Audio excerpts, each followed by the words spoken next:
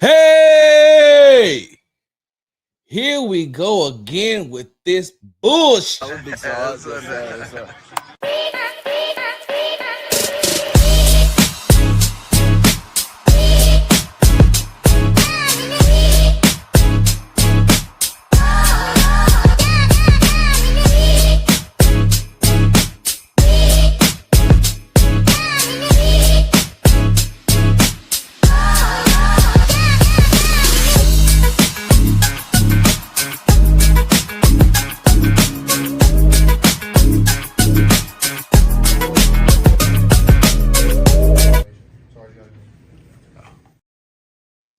Hey, what's going on, y'all?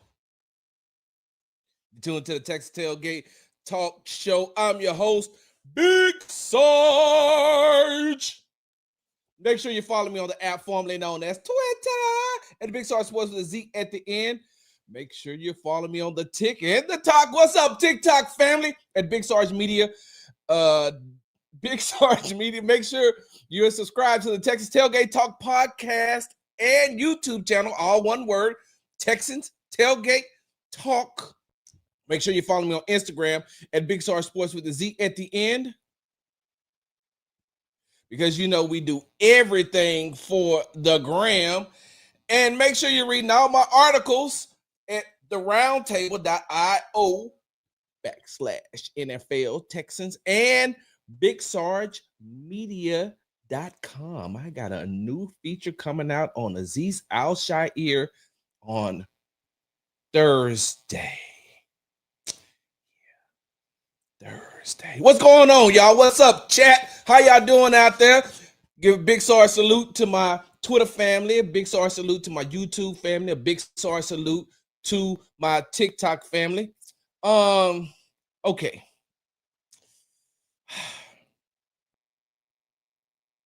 We got to start this thing. Give me a second.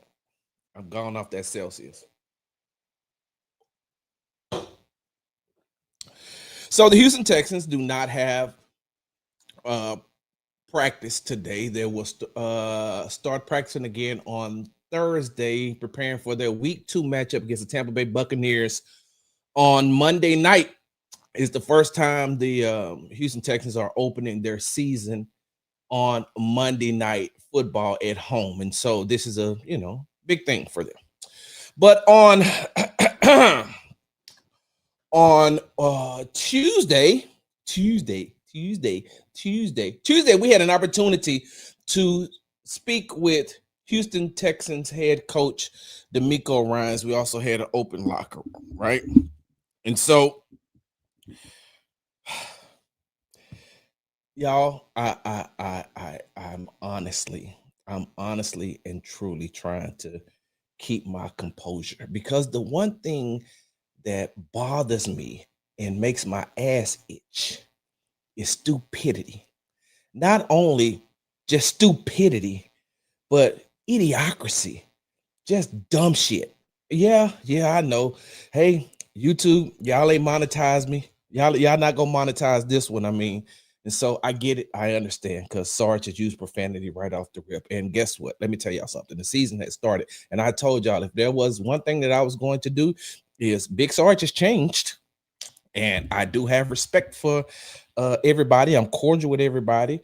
I'm not friendly with everybody, but this is me. So I'm going to be me. Me is the only person I know how to be. So with that being said, right? With that being said, I thought it was crazy for Houston Texans head coach DeMeco Ryans to have to answer any questions about leadership, about, this is my favorite. I told y'all I'm trying to keep my composure. Get it together, Sarge. All right.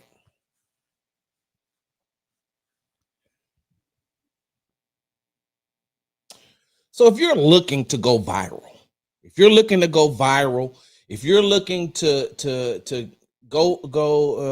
for clicks, for likes, for retweets, for shares, whatever you're looking for, then you tend to go to the side of, hey, let me just start to say some shit. Hey, let me just start to misconstrue what was said. There's no possible way that you think that the Houston Texans have a leadership issue when it comes to head coach DeMeco Ryans or quarterback CJ Stroud. That's why the title of this show is Here We Go Again with This Crap. It's been week one game, and you're questioning CJ Stroud's leadership. You're questioning Houston Texans head coach DeMeco Ryans' leadership. And I keep repeating Houston Texans head coach DeMeco Ryans because he is the head coach. Does that mean he's going to be perfect? Hell no. There's not one perfect coach that has ever coached any sport, from pee-wee football, from pee-wee sports to middle school sports to high school sports to college sports to intramural sports to professional sports. There's never been one coach that has been perfect. No matter how many championships, no matter how many Super Bowls Bill Belichick has won, he still is not a perfect coach. Phil Jackson isn't a perfect coach. Pat Riley wasn't a perfect coach. Steve Kerr isn't a perfect coach. There's no such thing as a perfect coach. So, of course, there's going to be mistakes made. You all heard me say on the Texans Happy Hour on Monday that I thought that DeMeco Ryans panicked by rearranging the offensive line after Ed Ingram got hurt. I said that. I said I think he panicked in the divisional round against the Kansas City Chiefs last season by putting Shaq Mason, who had been out for almost a month. You put him back, insert him into the lineup. I think that you panicked. I also said that, hey, I think that DeMeco Ryans has loyalty to veterans more than he does young players. Even though he wants young players to be ready to play, I think that he has a lot of loyalty to veterans that plays on his team. So I get that. I get that. I understand. I got that part. I've said he's not a perfect coach. But when some of y'all fix y'all lips to ask him about leadership qualities, I'm saying to myself, are you dumb? Are you stupid? And like sometimes when I be hearing this stuff, I be saying there's no possible way. Like, am I in the same room? Am I in the same room as some of these questions that are being asked? And don't get me wrong. Hey, look, I understand that there's probably some media members who think the same way about me. I can't believe Sarge just asked that question. Hey, I don't care. Don't matter to me. But when I hear it, and then when I read it online, and then when I see these guys go off on their little tangents about leadership qualities, especially the ones who never had their asses down at NRG Stadium, who don't have that, who don't be around the players or don't be around the coaches to ask these questions. Or if you feel this way, use your credential and come down and ask. If you think that there's leadership, that CJ Stroud is lacking leadership qualities, he speaks once a week to the media. Come sit your ass down there, or send a representative down there and have them ask your question, or you come you look him in the eyes and you ask him the question. Anything that I want to know, I look them directly in their eyes when I ask them the question. No matter what answer they give me, I'm going to look and ask the question. I was under the, hey, listen, I'm going to be honest with you. I was under the impression that the continuity was off against the Rams because of the last minute offensive line shuffle. You know what I did? Hey, coach, ask him the question about continuity. Hey, CJ, ask him the question about continuity. No matter what the answer is, I sat my ass in that chair in Inglewood, California at SoFi Stadium and asked the question. And every week that I'm at NRG Stadium, and I'm sitting in that media workroom. When they come in for the press conference, if I have a question, I'm going to ask the question. Last season, when I thought that they weren't allowing CJ Stroud to audible in the offense, when I thought that Bobby Slowick was hindering CJ Stroud, you know what I did? Hey, Bobby. I don't normally call coaches by their name, so I probably didn't call him Bobby. I probably said, hey, coach, does CJ have the ability to audible? What do you mean by that, Sarge? Well, don't seem like he has enough time to be able to get to the line and audible, or doesn't have the capability inside your offense to audible. So I asked these questions. When I'm in a locker room, hey, let me ask you a question.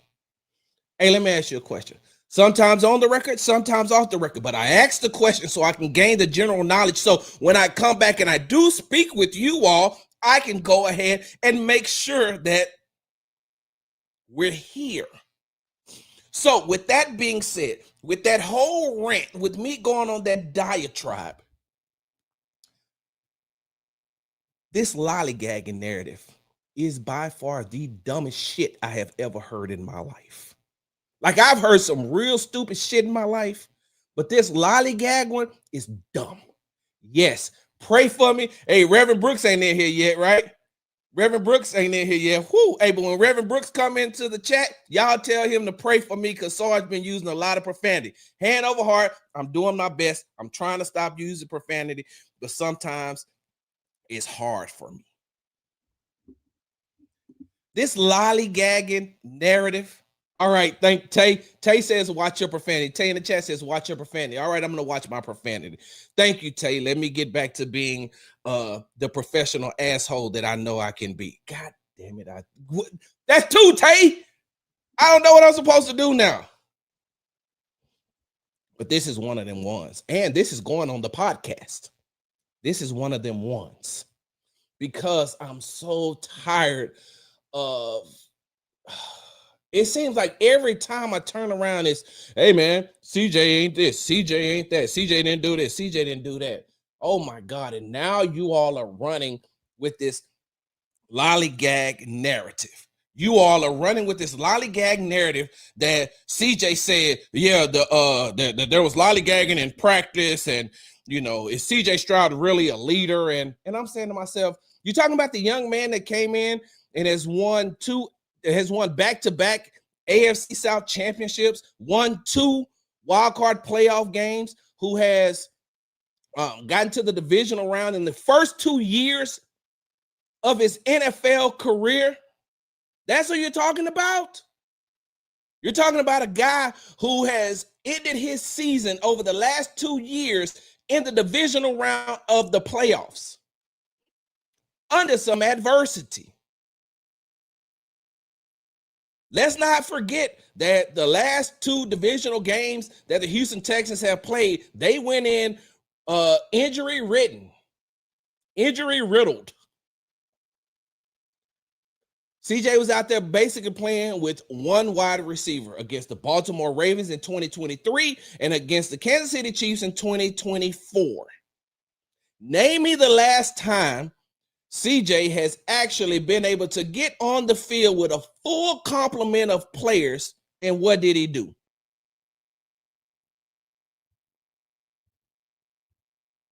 Questioning his leadership and trying to move the goalposts on this lollygag narrative is the dumbest shit I have heard in a very, very, very long time.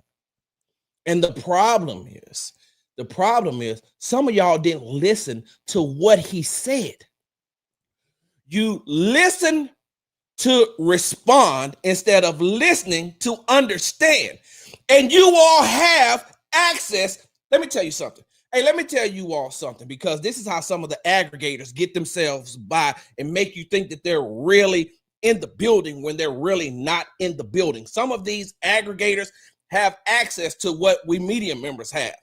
After every press conference, right? After every press conference, that's during the week, that's after the games, the Houston Texans, what you see on YouTube when they go and they stream the press conferences from YouTube, we get a copy of that. It's called the FTP.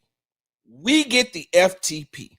And when we get the FTP, that is nothing but the video of the press conference, right? That is a courtesy that the Houston Texans are doing to us. Now, I don't know if they do that around other I don't know who, or if they do that around other NFL franchises. I don't know how they get their stuff. All I know is that the Houston Texans will send us the FTP, meaning that is the video from the press conference. And that's for some of the people who don't travel or who can't make it to a game, right? So they also stream it on YouTube, which means that everybody has access to go back and watch it.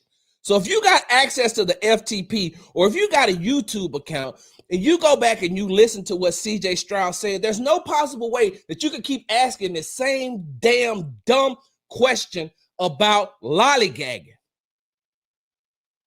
And let me tell you something about me. I told y'all, I'm cordial. I'm not always friendly. There is a difference. I can speak to you and keep it moving. We don't need to have no conversations. And so and the reason why I keep saying that I'm cordial and not friendly, because if you get offended by what I'm saying right now, if you get offended by what I'm saying on my platform and you come say something to me about it and I respond in a certain way, not physical violence or anything like that, but if I respond in a certain way, don't get your feelings hurt, because we're not friendly. We're just cordial. I want some of you all to realize that.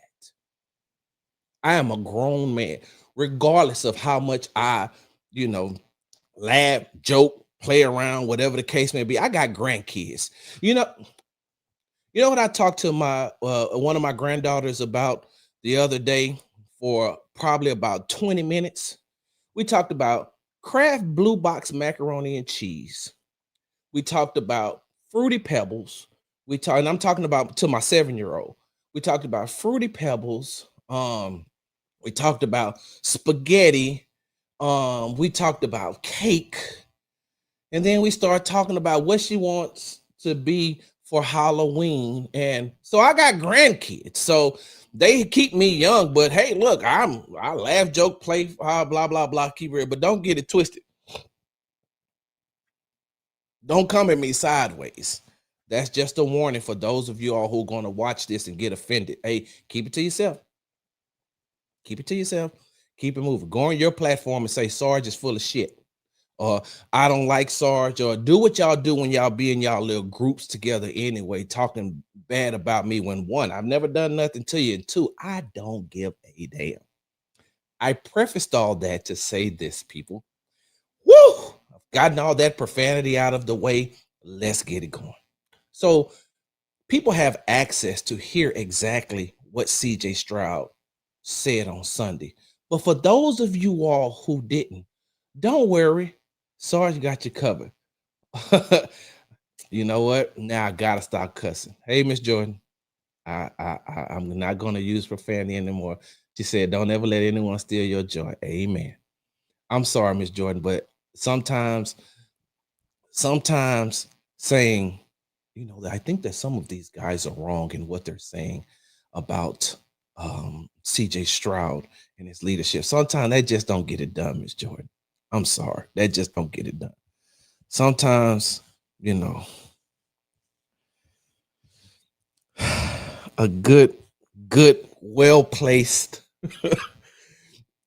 sometimes a good, well-placed, explicit word works just fine. But now that I know that you're in here, I'm going to not use profanity as much. Y'all, some of y'all don't understand how much respect I got for Miss Jordan. And one day I'll tell you all, but today ain't that day. So for those of you all who missed what CJ Stroud said, guess what Sarge did?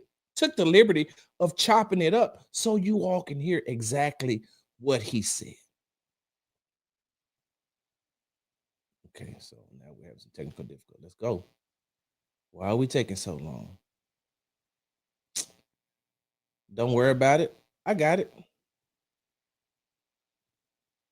I'm going to add it right back. I don't know why that file is messing up, but here we go. Yeah, I take just negative plays. I think it's kind of obvious. We can't shoot ourselves in the foot consistently and expect to win. And that starts with me, with a lot of different things. I got to get rid of the ball better. And Did you hear what he said? He says, it starts with me. It starts with me. He ain't say nothing about nobody else. He says, it starts with me. How can you question his leadership skills when he's telling you it starts with me? Dumbness number one. I ain't cussing, Miss Jordan. use my legs maybe a little more. But yeah, I think, there's a lot of hope still. We did a lot of good things. It's a really good defense, it's a really good team. But I definitely think we could have won. But just you can shoulda, woulda, coulda all day. We didn't deserve to win that game because we didn't do the right things. We didn't deserve to win that game because we didn't do the right things. You hear what he's saying? He's saying we. He's not saying my teammates, them, they. He's not saying they. He's saying we, not they, we. Dumbness number two. You're still questioning his leadership, and you just heard him say I and we, which includes himself, but you steady want to ask about his leadership qualities. So when you come out in NFL lollygagging and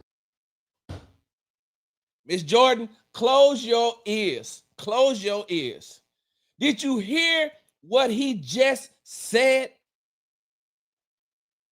Did you hear what he just said, right?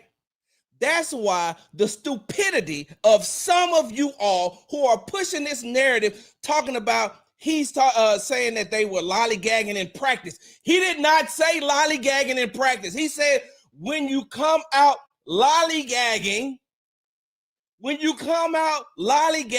the NFL, meaning when you come out in the game and you're not doing what you're supposed to do, you're not going 100%.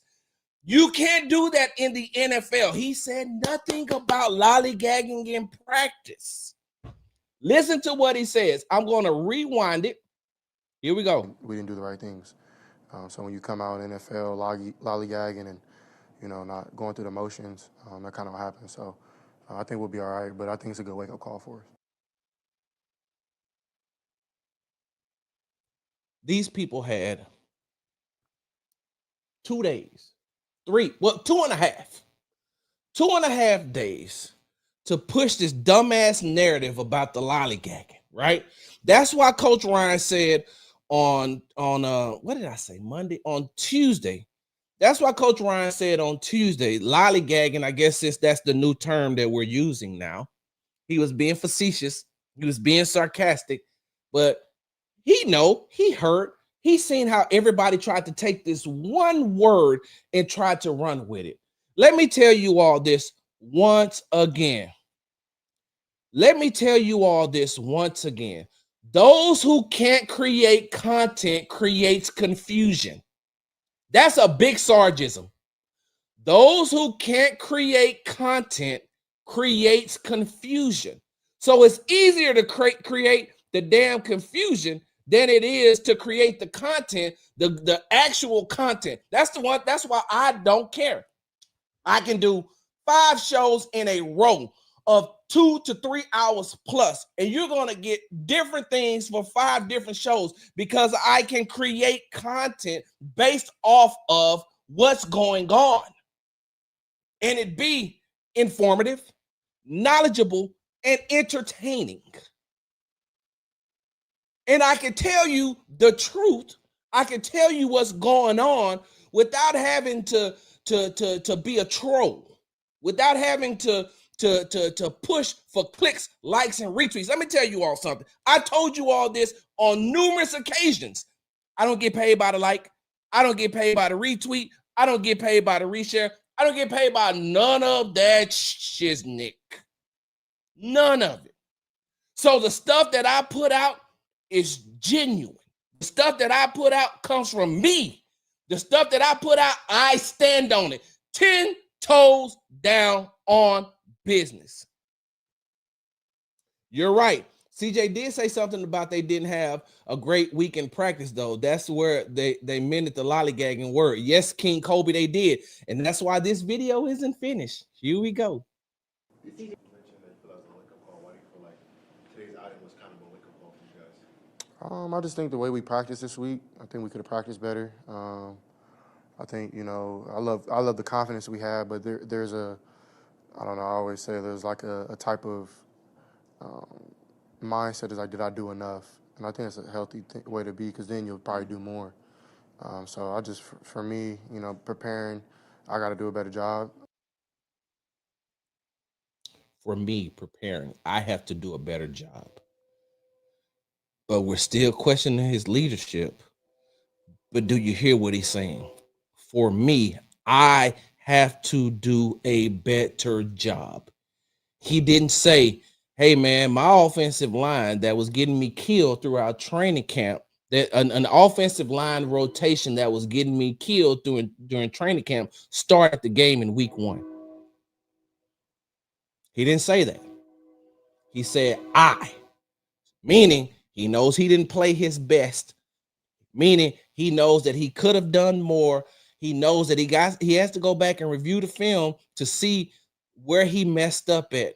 And we also have to remember that this is his second offensive scheme in 3 years. This is his second offensive coordinator. This is the first time he's been able to implement this offense in real time. He's been under the same offensive scheme for 2 years. And so if for those of you all who think that this was going to be an easy process for him to just move from the Slowick offense to the Caley offense, it's going to take time. I told you all this in the offseason. I told you all, hey, it's going to take some time for him to get acclimated to this brand new offense that he has. And then he comes in and he's behind this offensive line rotation. He's without 2 slot receivers. And this is no excuse, because CJ doesn't make excuses. I don't know how many times you all have heard CJ Stroud talk. Like, what I'm saying is he'd probably tell me, hey, Sarge, I hear what you're saying. I understand what you're saying, but I ain't going to make those type of excuses. I got it. Even though it's reality, even though it's the reality of the situation, he's not going to make excuses. That's why he keeps saying I and we. Let me finish. And I also got to hold my guys accountable, for that one exotic. And it's the first game of the I also have to hold my guys accountable. Now, let's stop right there.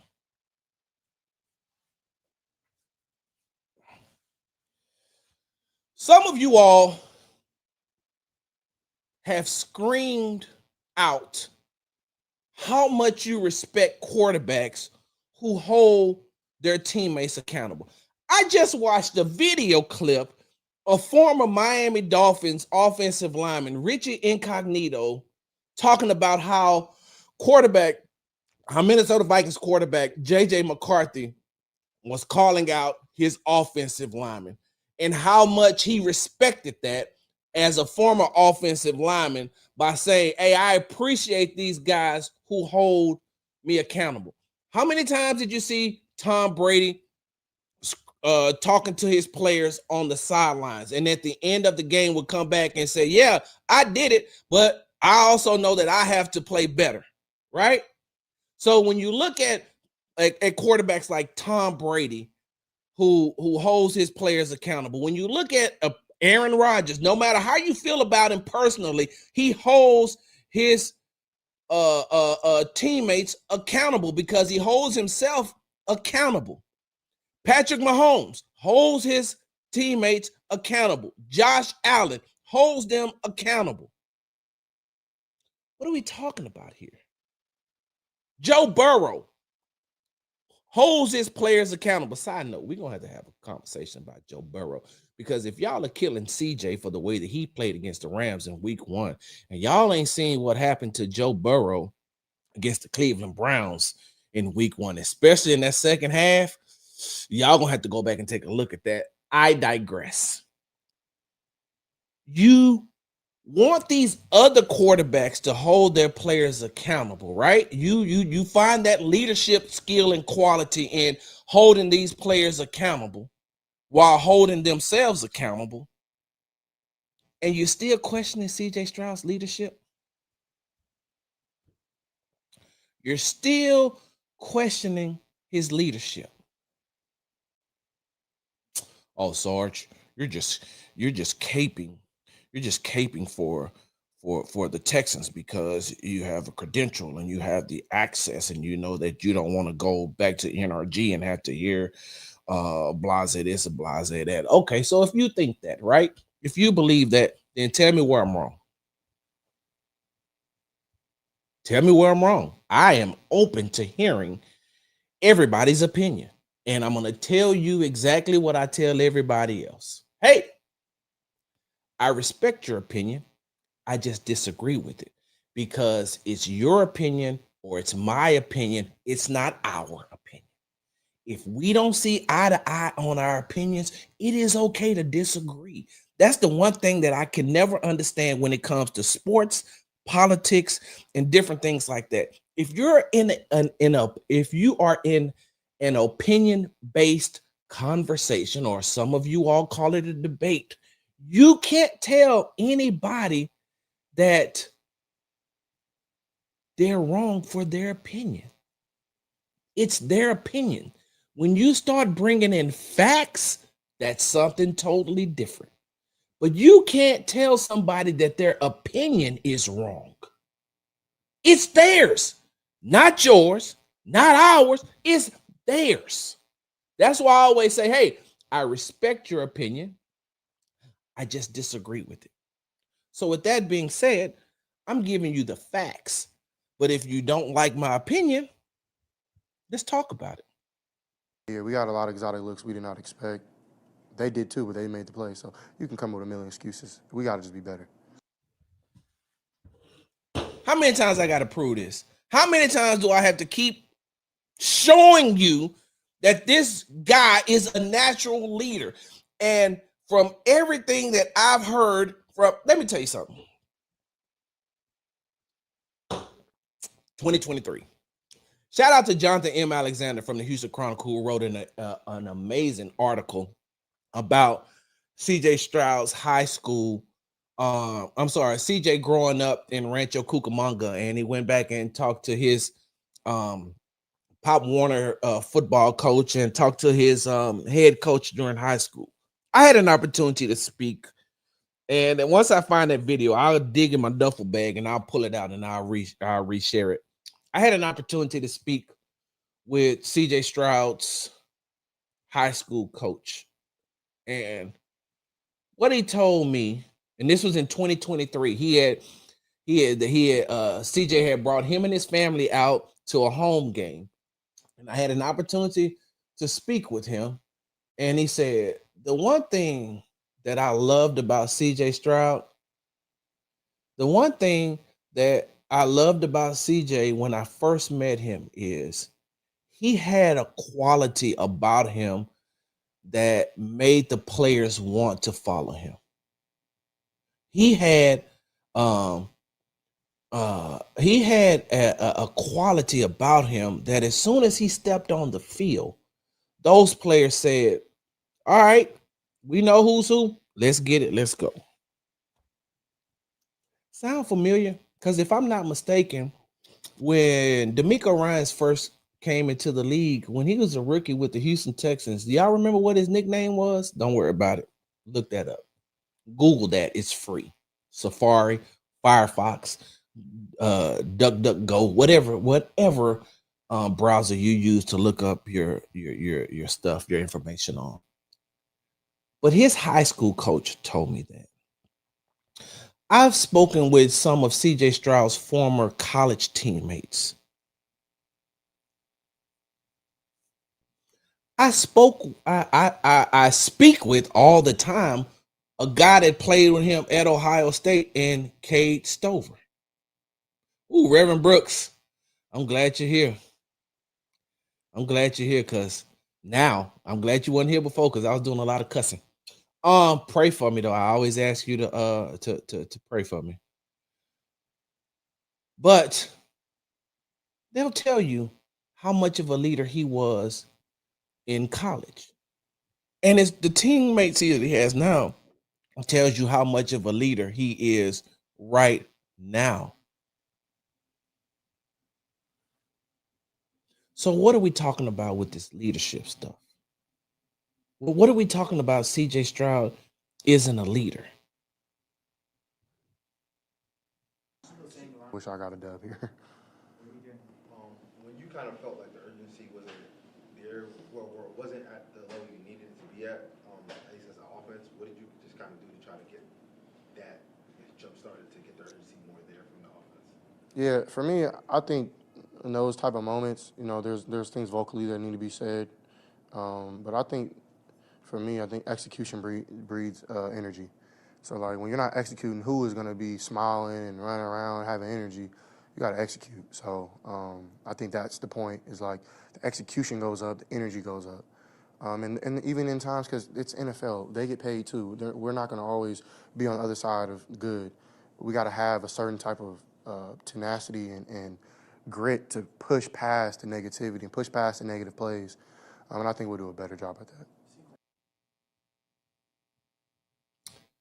So once again, what are we talking about here? What is the discussion that we're having?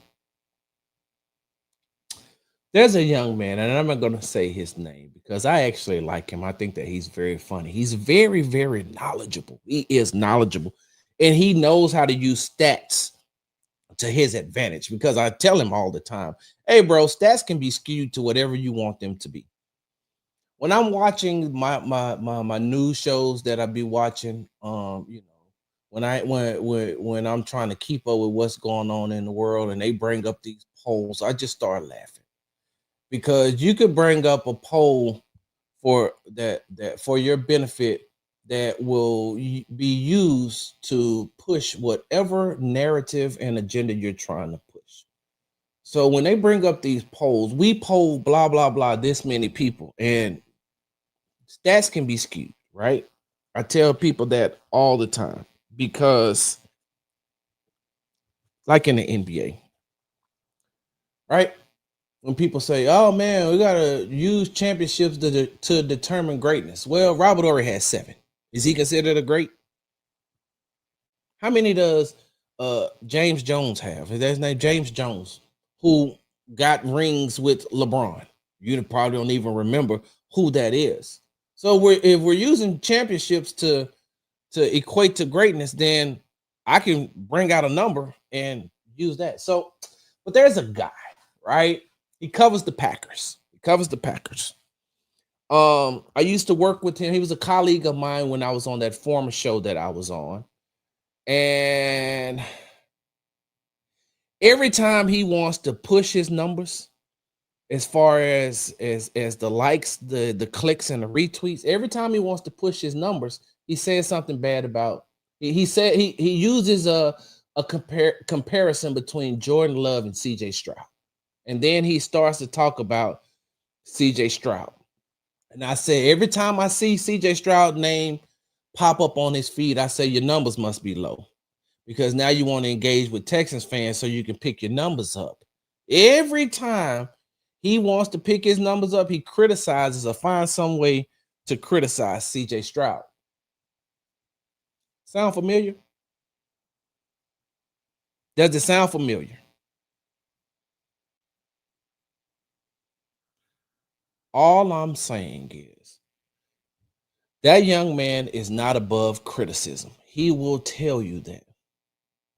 He will tell you, I'm not above criticism. Hey, I make mistakes too. He does. When he makes the mistakes, call him out. Matter of fact, I don't know how you all I don't remember if you all remember me saying this. I've said it before and I'll say it again. I criticized CJ after after his performance, his second half performance in the Lions game. And his mama called me out. His mama called me out. Know what CJ said when I told him about it? Hey man, that's just my mama being my mama, bro. She gonna protect me. She don't see me as CJ Stroud, the quarterback of the Houston Texans. She see me as CJ Stroud, her son, her baby boy. He said, but Sarge, you got a job to do. He told me this after the Dallas Cowboys game in the locker room. He said, Sarge, you got a job to do. He said, and I appreciate the job you do. I appreciate the fact that he said, because what you said was right. I should have played better in that second half. I did not. He said, so I appreciate you saying that, Sarge. I appreciate you saying,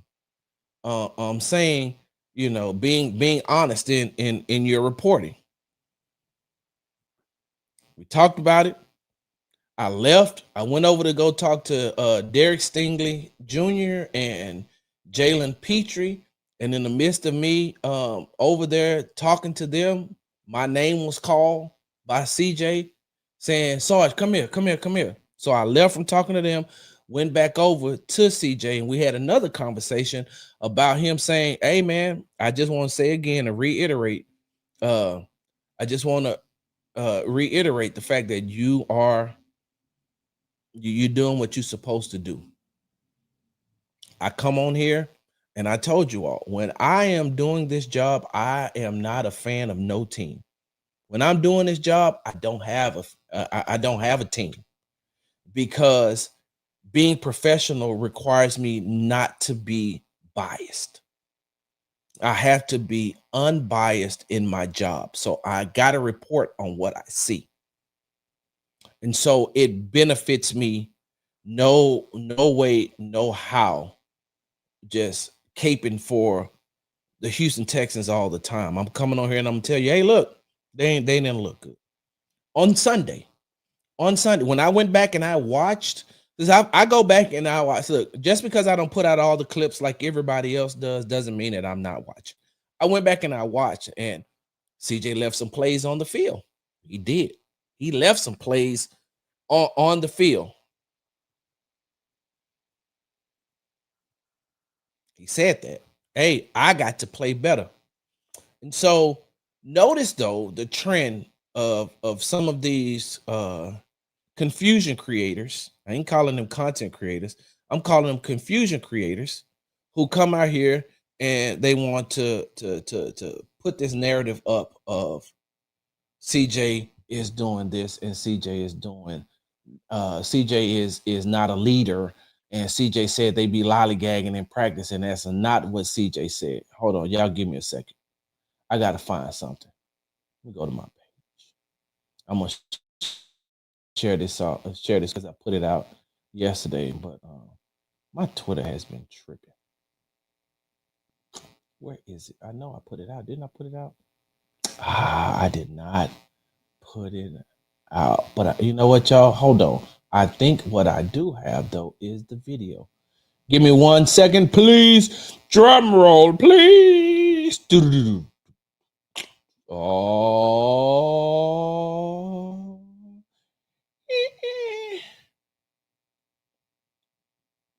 I think this is it, y'all. Hold on for a second. You mentioned that he thought that there was lollygagging, not a great week of practice. You mentioned Aziz as a guy that knows what you want. So during the week, is that something you can recognize that can change? Who are you looking at offensively to say, hey, this needs to stop like right now, versus come Sunday, like, oh, it just wasn't a good week? Like, how do you stop having a bad week? Yeah, it's never an entire group. That's the one thing about it. So there are individuals that have their moments throughout the week, and the lollygagging, it's a term everybody want to use now. It's for me, it's just our tempo, right, in and out of the huddle, right? We got to get in and out of the huddle quicker so we can get to the line of scrimmage, so we can operate and make sure we got checks and things we have to make at the line of scrimmage. Well, to make those checks in the proper manner, right, we got to get out with some urgency. So the urgency piece from everybody has to pick up. from the offensive side of the ball, right? The urgency picks up, and we'll be able to operate cleaner when it comes to pre-snap and post-snap. So that's the same thing what CJ said, right? Same thing what CJ said. Hey, we got to be better. We got to be better. Not just me. We've got to be better. But this is what I'm about to play next to finish off this video from Coach Ryans. This is the one thing that I love, and this is the one thing that further proves my point that this man is a leader. Stop pushing that bullshit about CJ not being a leader and DeMeco Ryans not being a leader, because they are both leaders. Hold on for a second. Let me take this back just a little bit. Listen to this next question. Listen to this next answer, not the question. Listen to the answer. To pre-snap and post-snap. So who are you looking at to say, like, You're to looking pick at that him. speed You're up? looking at him. I handle everything. Comes back to me. It's not about me. Oh, I need to talk to a player about doing this or that. We'll get it. We'll get it fixed. It's on me.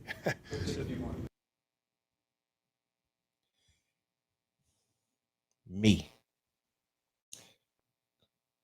Coach Ryans. Me. I'm the head coach of this team. Me. Everything comes back to me.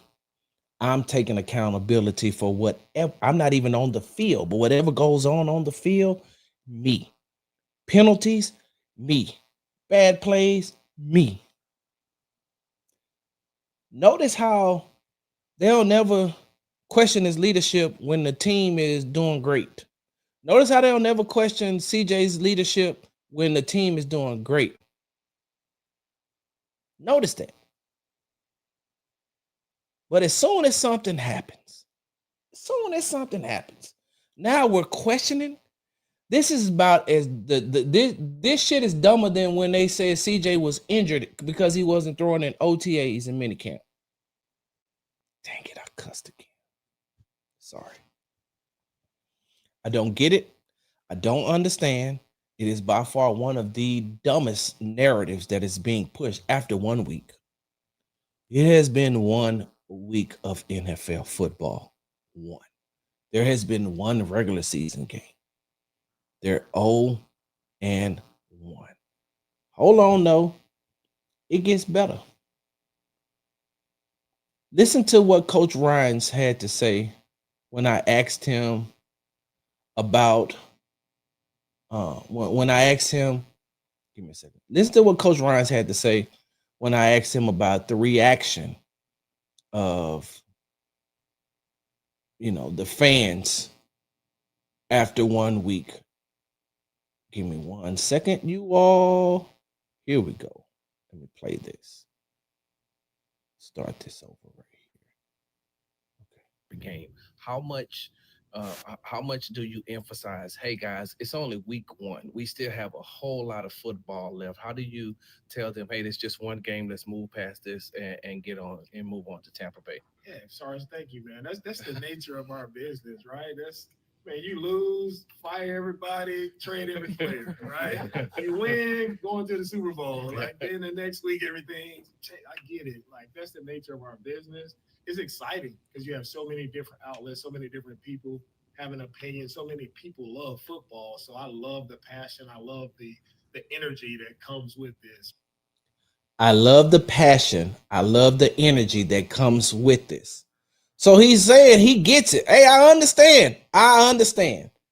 Just like he said, you lose, fire everybody. You win, we're going to the Super Bowl. It's been just 1 week, but he says he loves the passion. Hold on, he ain't done.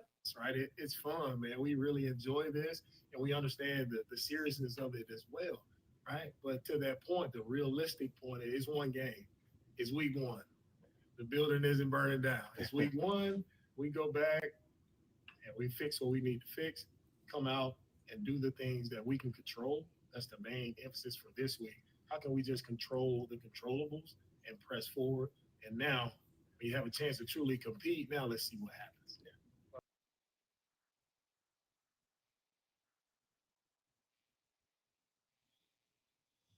What are we doing here? What are we doing here, people? Once again, I get it. Your platforms, your social media pages, your articles, it's whatever, they're yours.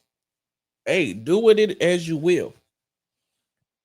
I just think that it's stupid to me, or I think that it's dumb to me, especially after 1 week. After week one, you think that Baltimore Ravens fans are questioning? And I know some. Let me take that back. You know what? I almost made the dumbest mistake ever. Let me take that back. Let me reel that back in, because every fan base has fanatics and trolls. I watched the Baltimore Ravens lose that game to the Buffalo Bills. Does that mean that they're not going to make the playoffs? Does that mean that they're not Super Bowl contenders? Does that mean that um does that mean that team is horrible, and now you're questioning the leadership skills of Lamar Jackson and Harbaugh, Coach Harbaugh? I watched the Cincinnati Bengals, and I mentioned it earlier. I mentioned Joe Burrow earlier, right? And the way that he played in the second half, which was terrible. Y'all think that the Bengals are not a serious team anymore? Y'all think because they barely won that game? I think Joe Burrow had 7 yards passing in the second half. No, I think he may have had 3. Got it right here. In the second half, Joe Burrow passed for 25 yards. Hold on. In the fourth quarter, he passed for 9 yards. 9 yards. They had -9 rushing yards in the fourth quarter. In the third quarter, they had 9 rushing yards. Joe Burrow threw for 25 yards in the second half.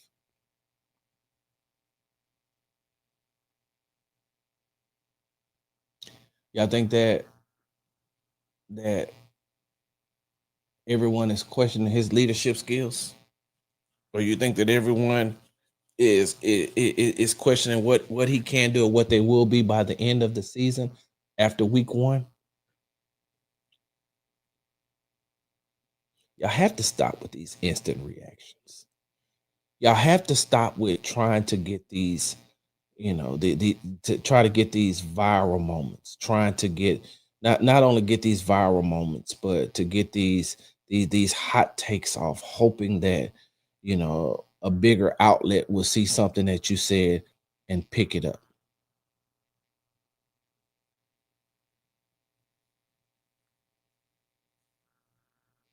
Use your genuine and your honest takes. I know. Don't get me wrong. I get it.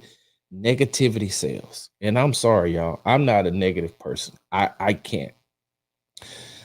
If I was pushing negativity, I'd probably be on ESPN or on Fox Sports. But if you don't want me for being genuine, then I'm good on where I'm at. I'm not. I can't just. Words have power, right? I don't know what y'all. I don't know. I don't know if you believe that or not, but words have power. I don't want to just use useless words that I don't believe in, because that's stupid. I don't want to just say something just to say it. Then I'm saying to myself, why would you do that? That's dumb. Why are you just saying stuff to say stuff? Because a lot of times people will say stuff, and then when you push the conversation further to have a genuine conversation with them about what they said, 9 times out of 10, once we do the song and dance, we get right back to me looking at them stupid and them realizing, I may have said something dumb.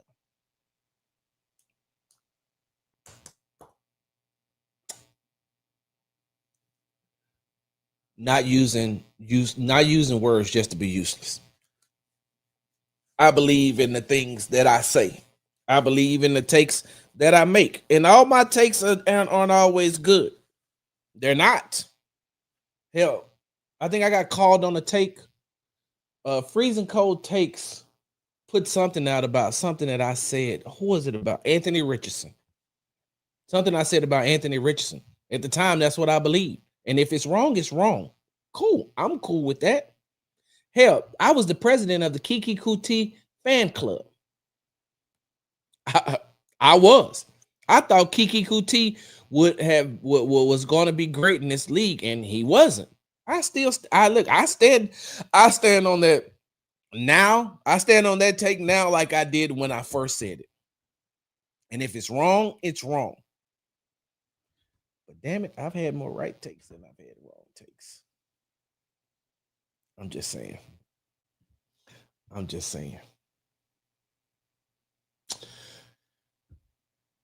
TikTok family, I enjoyed you. Y'all know how I do. I got some exclusive stuff for y'all coming. So y'all just hold on for a second. Appreciate it.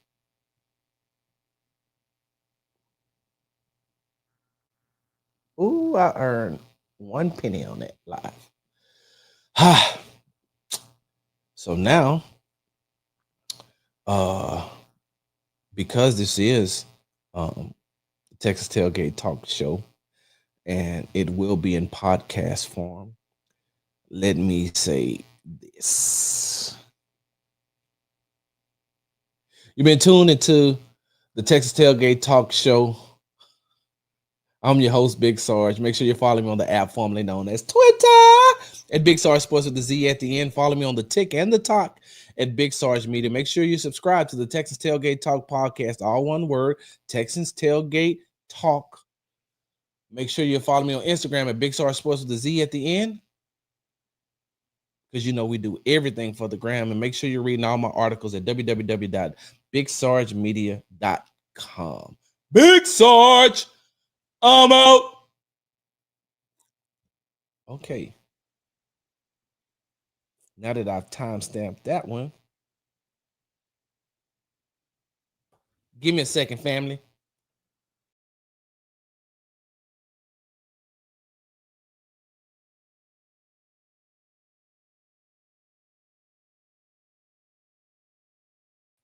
What's going down? What's up? Y'all know how I do it. Y'all know that y'all know that I gotta go back and I gotta read some of these comments. It's a lot too, but I don't care. I love it. I love the fact that you all talk amongst each other in the chat. Let me see what we got here. I'm going back. What's up, Chris Allen? Speak your mind, bro. I think with the Ravens living in Baltimore, there's always a question about coaching here. But ultimately, the fully known Lamar Henry are elite caliber players. Senior Bubbly. What's up, Larry and Stafford? Alexis, front runner, what's going on? King Kobe, what's good? Darius, hello, Rich Boy. Rich Boy selling that. Just bought a Cadillac. Just bought a Cadillac. What's going on, Rich Boy? Dizzy.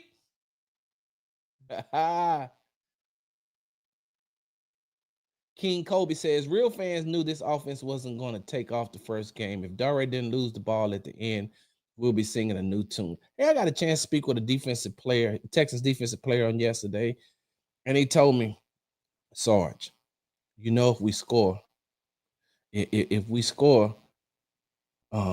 defense is shutting it down for the rest of the game. We win, and we come on back with that win. May not be pretty, but we'd have got that win. If we would have scored on that drive, ain't no way the defense is giving up a game-winning drive at all, period. I believe that, too. What's up? Is it Jerry? Jerry Nunez? What's going on? Welcome to the show. The Rams are nice. Wouldn't be surprised if they make the bowl. Khalil, 6'9". Don't need perfect, just need progress. Exactly. Dizzy, listen, you try to explain that to some other people and they don't want to listen. Now they think you're doing is caping for the Texans and that you are trying to push a narrative of positivity. No, just go back and look at the game. one of the things that I wrote about in my article was, at the end of the day, Houston Texans defense only gave up 14 points. For as bad as it looked with the way that Matthew Stafford was eating up the Texans zone, and I don't understand why they went 81% zone against injured Matt Stafford. But no matter how bad it looked with Puka Nacua getting 130 yards receiving, no matter how bad it looked, they only gave up 14 points. And 9 times out of 10, you give up 14 points, you win the game. They gave up 7 points in the first half, 7 points in the second half. You get one touchdown. You get one touchdown from the offense in the second half, and you win. Alexis says, this is why I've been so confused with people losing their minds after Sunday. Exactly. No, Tay. No, Tay, I ain't got no issues with Landry. I don't have any. So let me put that out there. I don't have any issues with Landry at all, period. I don't. I don't. And, you know, what Landry and I don't have a problem with Cody Stoops or Landry Locker. Like, I don't have. Let me say this right now, and I'm going to leave this up here for just a second. Hey, I honestly and genuinely do not have a problem with anybody on the beat. I got to make sure that I specify that. On the actual beat, season credential media members, I ain't got no issues with none of them. So whatever Landry does, whatever Cody does, individually and collectively, whatever they have going on over there on their platform is what they have. They have a following. They have a following, and they have people who love their content. I ain't got nothing against that. Just like I have people who follow me and who support me and listen to my content. Everybody has their own group. So, but personally, I don't have anything against Landry. I don't have anything against Cody. Our opinions don't always line up. Our narratives don't always line up. But nah, I ain't got no issues with them. I see them all the time. And for what I know, I don't think that they have any issues with me. I mean, if so, they've never expressed it. So, but with that being said, nah. There's some other people. It's some other people that I don't want to say I don't have an issue with them. I just don't understand what they're trying to do. I mean, I do, but I don't. Like, okay, I understand what they're trying to do. It just doesn't make any sense to me. King Kobe says some of the other Texans content creators that create the panic, if you ask me. Yes. Alexis says, facts. They make Texans football less fun for me. Blocking and muting left and right lately. And that's my thing too. Like, what happened to the art form of sports talk, sports debate? Like, what happened to that? Like, there's too many people that bring their personal feelings into talking about sports. And I get it. If you're a Texans fan, I know that fan is short for fanatic. And some of you all don't just use the root word, just fan. You are a Texans fanatic. But in my mind, there's no possible way that you think that you're supposed to win every game. That has only happened one time in the NFL, and that was the 1972 Miami Dolphins. That has been the only undefeated team. The New England Patriots went 18-1. And that one was what? They lost when it counted. They lost in the Super Bowl. There hasn't been. Take it over to basketball. The Golden State Warriors went 73-9. setting the record that had been set by the Chicago Bulls, who had went 72-10. The Golden State Warriors went 73-9, and they lost the championship. They lost. They lost. They lost in the finals. They lost a 3-1 lead to the Cleveland Cavaliers. They lost a 3-1 lead to the Cleveland Cavaliers after going 73-9 in the regular season. The New England Patriots went 18-0 throughout the regular season and the playoffs, and they lost the championship. They lost in the Super Bowl, to the New York Giants. You're not going to win every game. You don't have to. Do your research. As a matter of fact, I think that the Giants won a Super Bowl when they were from the wild card position. I think the Green Bay Packers won a Super Bowl from the wild card position as well. Like, there's been teams that have won from the wild card position, meaning that they barely kind of made it into the playoffs. And then, when they got into the playoffs, they hit a run. It's like when you look at some of the teams in the NCAA tournament, they may have struggled to get into the tournament, but by the time they get in the tournament, they turn it on, they take off. So just because your team lost one game in week one doesn't mean that they can't turn it around. We've seen it happen too many times. What was that, 2014? When the Green Bay Packers started out 1-2, what was those five letters that Aaron Rodgers uttered in his press conference? RELAX. I only know that because I put that in my article from yesterday. I'm going to share that with you all too. Relax. Relax. It's one game. One. If in going into the bye week after the first five weeks, they're 0-5, we're definitely going to have a conversation. If they're 1-4, we're going to have a conversation. But they're 0-1, just like a lot of other teams are 0-1.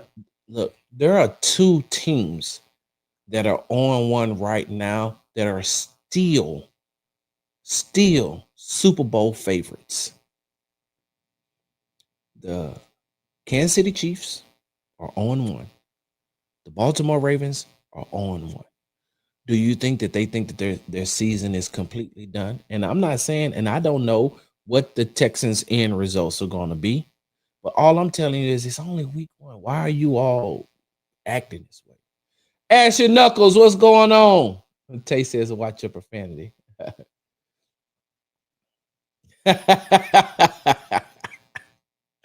No, Tay, listen, hold on now. It ain't right that you always get to use the choice of words that you want to use, and I don't. So here's Adrian. Says, what's going on, Adrian? Welcome to the show. I agree with you, Sarge, but I think CJ started this narrative on his own. How? If you're still here, Adrian, tell me how. I need to know how you think that CJ started this narrative. He just used a word that said you can't.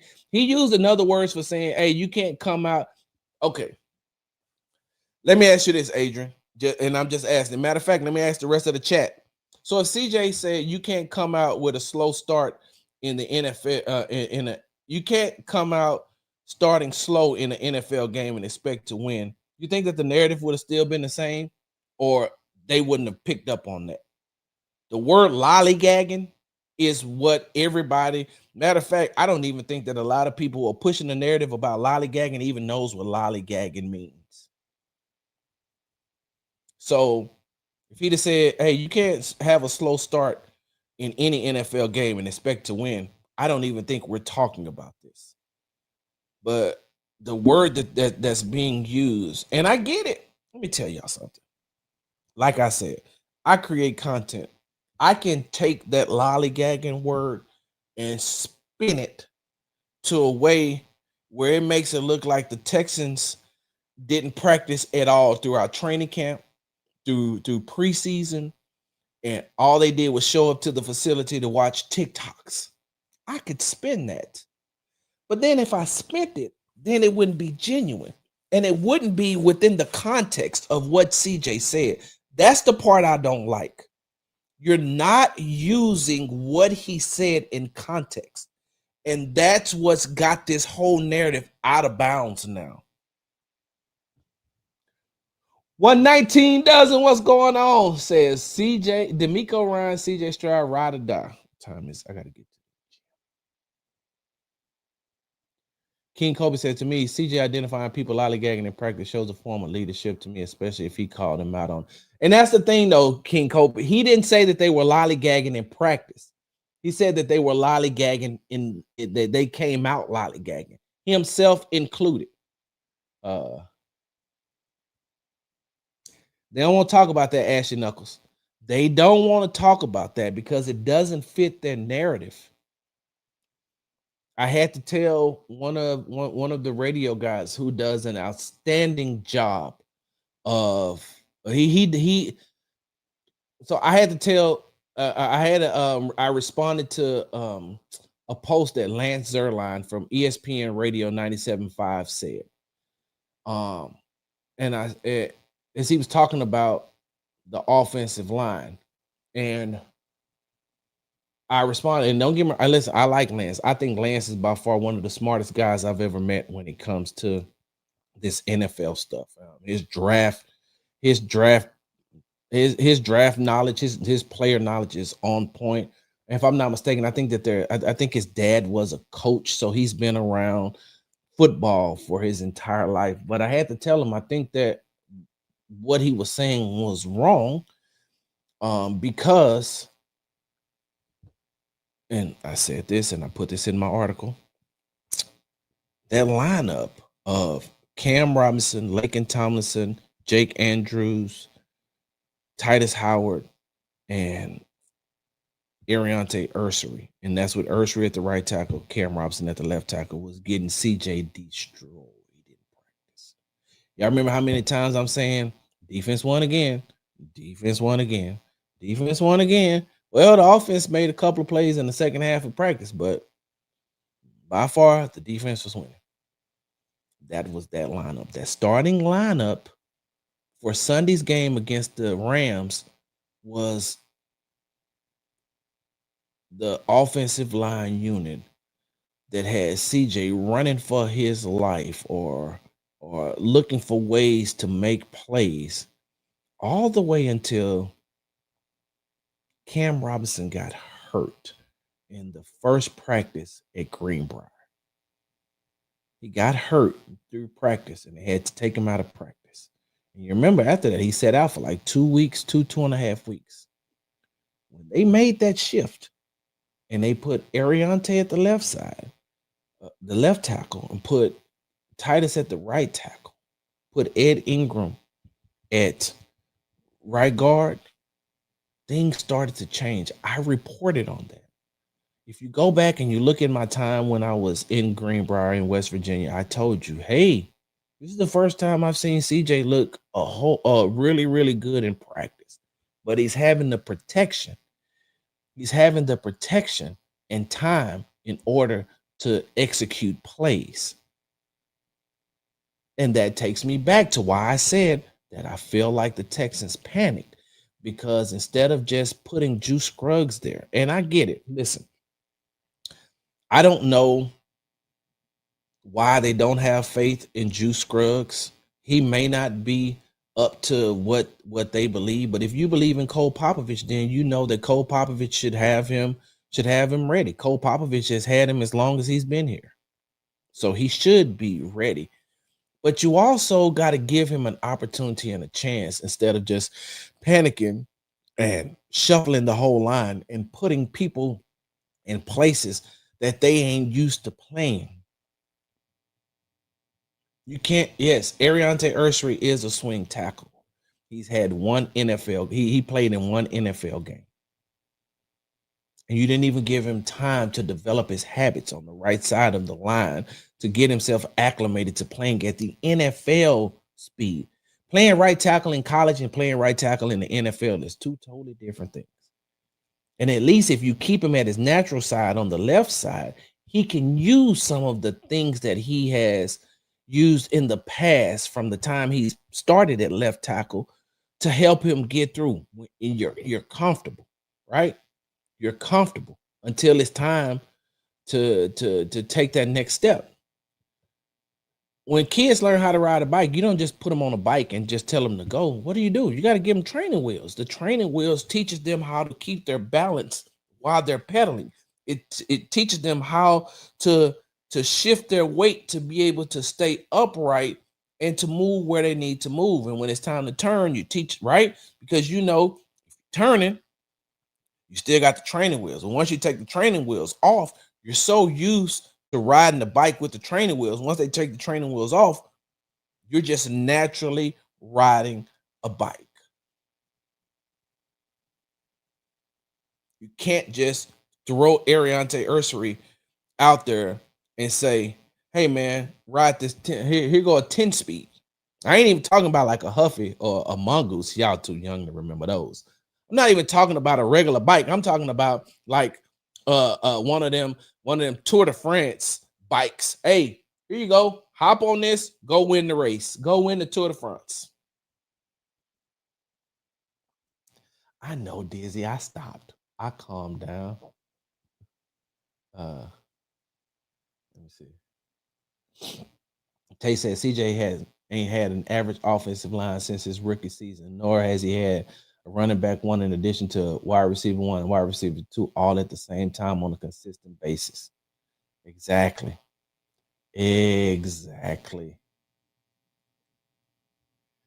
They call that sentence enhancer, Sarge. They work so well when folks ain't actually listening. Thank you, Miss Jordan. CJ is covered, and no matter what people say or feel about him, he's covered, and every tongue that rises up against him in judgment will be condemned. Hey, amen. Larry, what's going on? This is why I don't let people move me from what I always have been. Me. There's one thing Larry don't do. Larry don't change. Larry gonna be Larry no matter what. No matter what.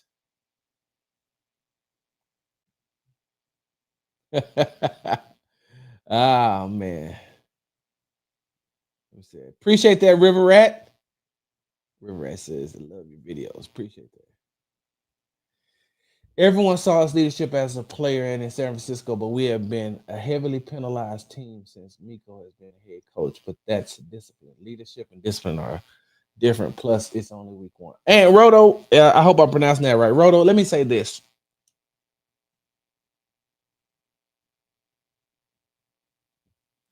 So DeMeco said something. You know what? Let me see if I got that. I pull it up. DeMeco said something about the penalties on Tuesday. And he said, if we're teaching the players to keep their hands in a certain place, right? Let's just say we're talking about holding. I think he's talking about holding. He said, we're teaching our players how to keep their hands. We're teaching them how to keep their hands in a certain place. And then they move their hands in the place where they're not supposed to be, and they get called a penalty. He was like, I understand, about that, but by the same token, what I'm supposed to do if they're not, they have to also apply what's being taught. And let me tell you this about DeMeco Ryans. He's not gonna play the penalty game for too long if you keep it. He understands that people are going to get penalties. There are certain players are going to, not certain players, there are players that are going to get penalties. Players are going to get them throughout the game, right? But if you keep getting them, you're going to find yourself holding your helmet on the sideline. That's all I'm going to say. All right. A year 3 quarterback, 1 OC, and new wide receivers, no running back one, no offensive line, plus it's week 1. Let's give it time. Everyone knows that weeks 1 through 4 are weird and wild weeks of the NFL. And then you know what's so crazy about that?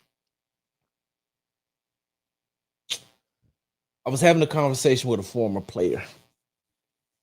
And I said, do you think that these players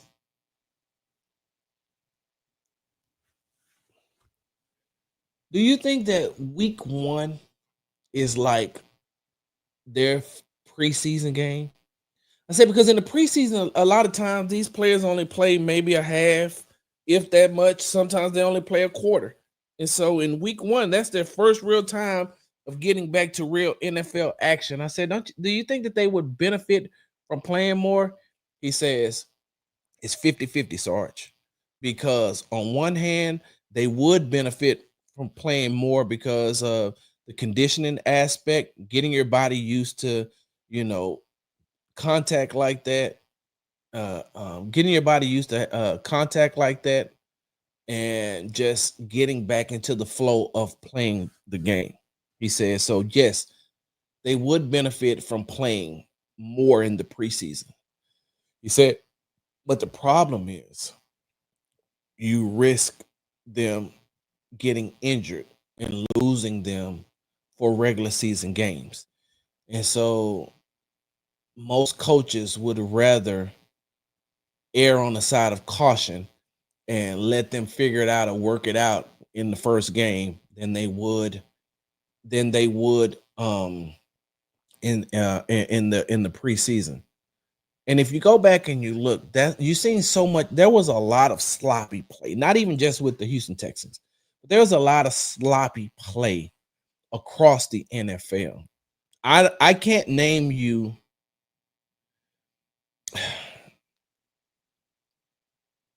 Let me go look. Y'all give me a second. Let me see. I'm trying to name you one good game that I seen or that I even seen highlights from this past weekend.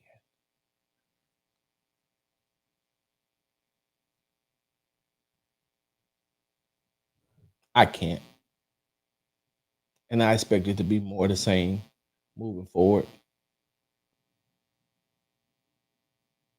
Uh, Queena, what's going on? I think CJ can improve on holding his teammates accountable more, not chastising them, but more interaction between possessions to make adjustments or whatnot. Demond, what's going on? Forrest, Peeps' expectations were too high coming in part of that group. We wanted fireworks from the offense, but focused on the negative. What's up, Forrest? Appreciate that. Peyton Manning dug into each of his O-line men on many occasions, but don't see CJ doing it. Only thing I can say is they pan to CJ on the sideline alone, looking down in the dumps. I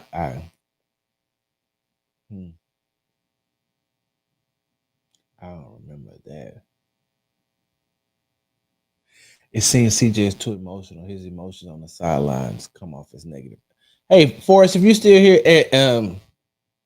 expound on that for me, please.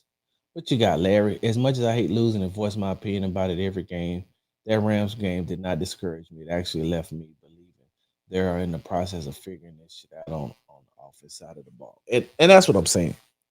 There are no excuses that there's no excuse that CJ is going to make. There's no excuses that any of those players are going to make. There's no excuses that the head coach is going to make.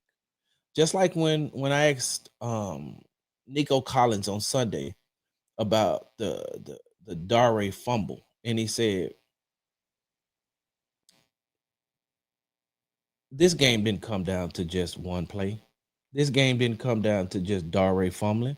We had our opportunities and our chances, and we didn't score. We had our opportunities and chances, and we didn't execute. So we don't blame one player. We don't blame one player. We don't blame one play. We had our opportunities and our chances. And so I say that to say that they're not making any excuses. But what I am waiting to see, and it may not be until later on this season, right? It may not be till later on this season. But I just want to see them play with a full complement of players. I just want to see what the Houston Texans are going to be when they're healthy. Like, let me see what they look like when they're healthy. I've seen what they've looked like unhealthy. Let me see what they look like healthy, and then I will be able to have a better assessment. Because like I can assess them, I can only assess what's on the field. And if you're on the field, you're going to be assessed. So, and hey, just like they say, injuries happen all the time, right? Injuries happen all the time, B. So I can only go by what I see. And if they're going to stick with this next man up mentality, then you should have those players ready to play. And if they're not ready to play, then you leave yourself open to criticism. Hey, that's just what it is. I'm sorry. That's just what it is. I'm going to tell you right now. I've said this before and I've said it. I'll say it again. Nick Caserio, watch. He knows what that offensive line needs to be. And I don't think that he done an adequate job of building it in the offseason. I just don't. I don't think bringing in older players who weren't effective on their former teams, I just don't believe it. I don't. I need to see more. And maybe things can change for those new offensive linemen. Maybe things can change now that they're here. Well, Jake Andrews is going to be out for a while, but maybe those things can change. But I didn't like the offseason acquisitions for if you're trying to protect your franchise quarterback going into his third year. I did not. But they got to figure it out. Yes, Queena. Yes. I can't wait to talk to him about that too. Yep. Exactly. Yep. Exactly.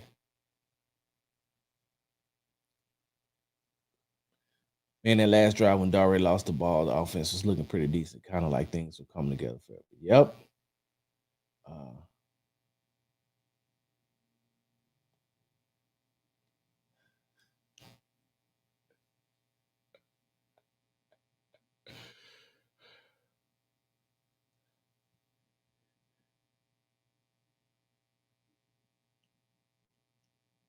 Oh man.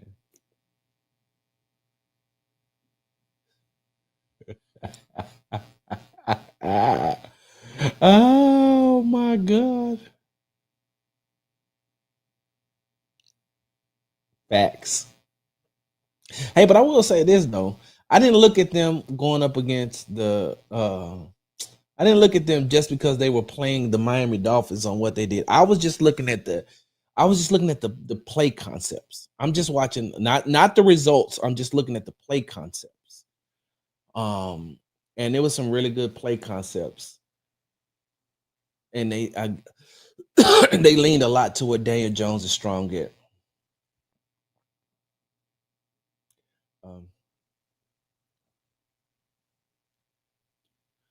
Reverend, this because I got a lot of respect for you. He says, by the way, forgive my ignorance. Why aren't you on Locked On Texans anymore? It's pretty boring without you. I can't speak to what the show is because I'm not I don't watch the show. I don't watch a lot of shows though, so I can't comment on a lot of things. But just to answer your question, creative differences. There were creative differences, and so, like I said, I can't speak to the nature of if the show is boring, exciting, exhilarating, disappointing. I don't know because I don't watch it, but I don't have time to watch a lot of stuff. A lot of stuff that I watch or listen to is in between me doing my own thing because I have my own brand. I got a brand new brand new job with the Texans Roundtable that y'all need to join in that community. But that's another story for another time. Let me get to some more. Let me get down here.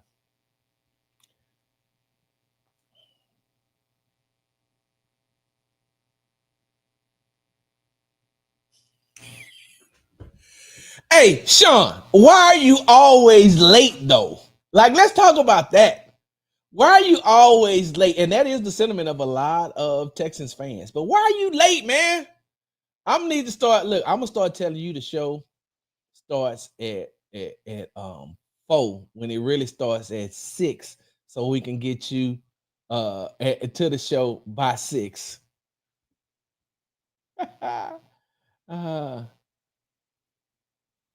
Yes, David, I believe that as well.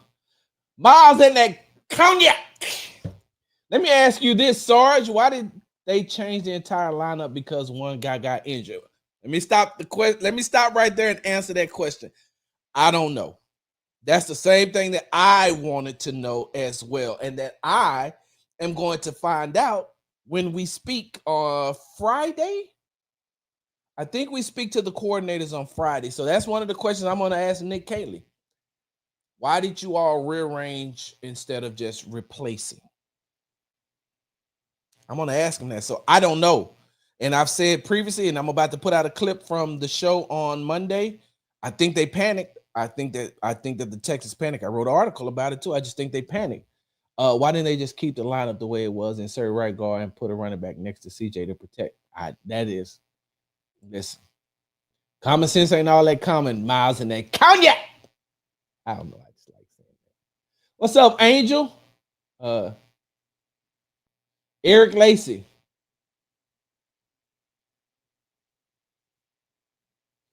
3 years. They're going into year 3 though. This is the 3rd year. So it's a lot of factors and parameters. And if you come back for the happy hour, we'll talk about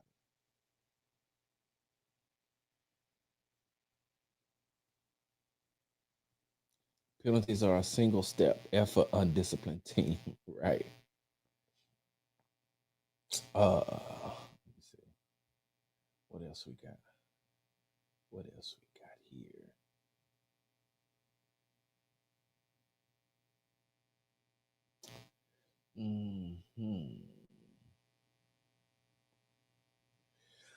Offensive line changes were good. Coaching has to change. Stop playing small and take big shots down the field every quarter. David, let me say this. I do agree with that. I don't believe that there was enough shots taken. Down the field. I'm glad you said that too, David. Y'all, let me show y'all something. Let me show y'all something. Because I told you all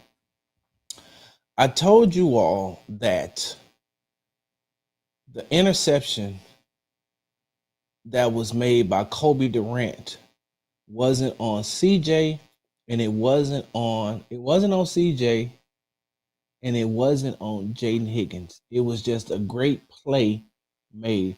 And y'all, I'm not squinting because I need my glasses. I'm trying to actually, this screen is super duper small, and I'm trying to see something. Here we go.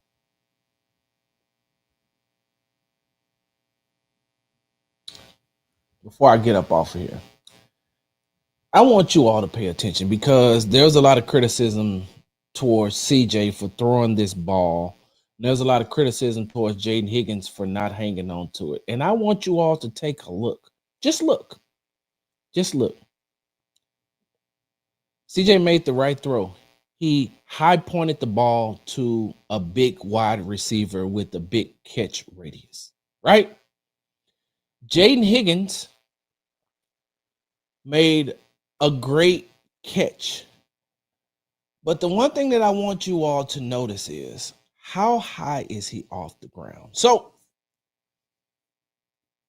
he's off the ground. He knows that he has to protect himself coming down, but that's neither here nor there. We won't even talk about the finish play. Look at what Kobe Durant is doing.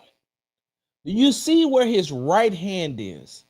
He knows that there's no way for Higgins to protect the ball but to bring it back towards his body. Look at where his hands is. He knows that one or two things is going to happen.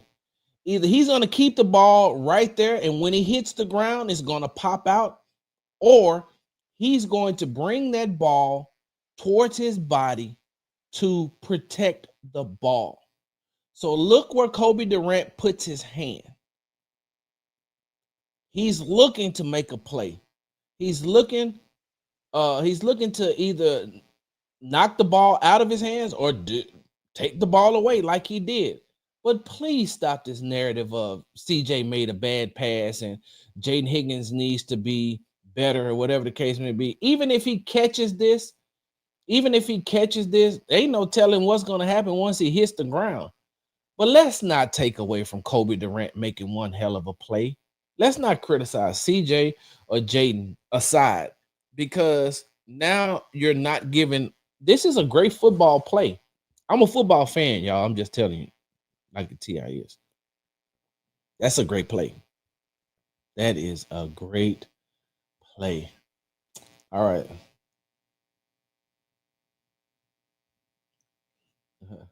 Sean said he worked the graveyard shift. I got you. Hey, I don't work I work the graveyard shift too, kinda, but my sleep schedule is always it's just off. It's just off. Hey Eric, I'm glad you said that. Let me ask you a question. You said CJ and DeMeco say the same thing every week. One, they don't. Two,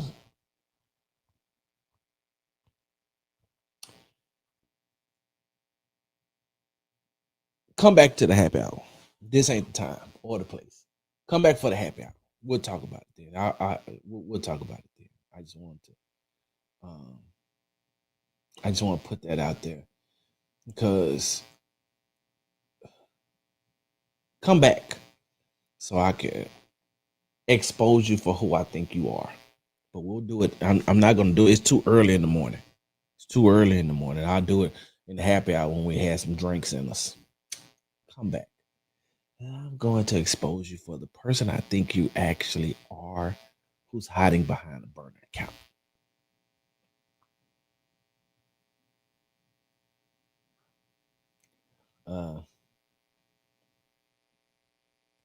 I don't understand that either, Miles, and that cognac, because Nick Chubb had 60 yards on 13 carries, and he had 2 runs for over 10 plus yards. And I think that Kyron Lacy had, and that's the running back for the Rams, had 18 carries for 66 yards, and I don't think he had a run over 10 plus yards.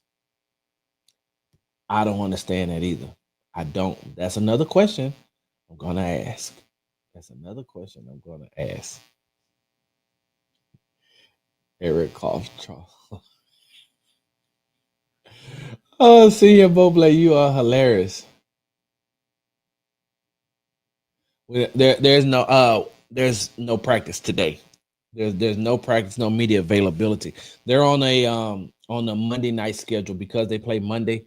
So they were off Monday. They were off today. They practice Thursday, Friday, Saturday, and then they're off Sunday, and then they play Monday.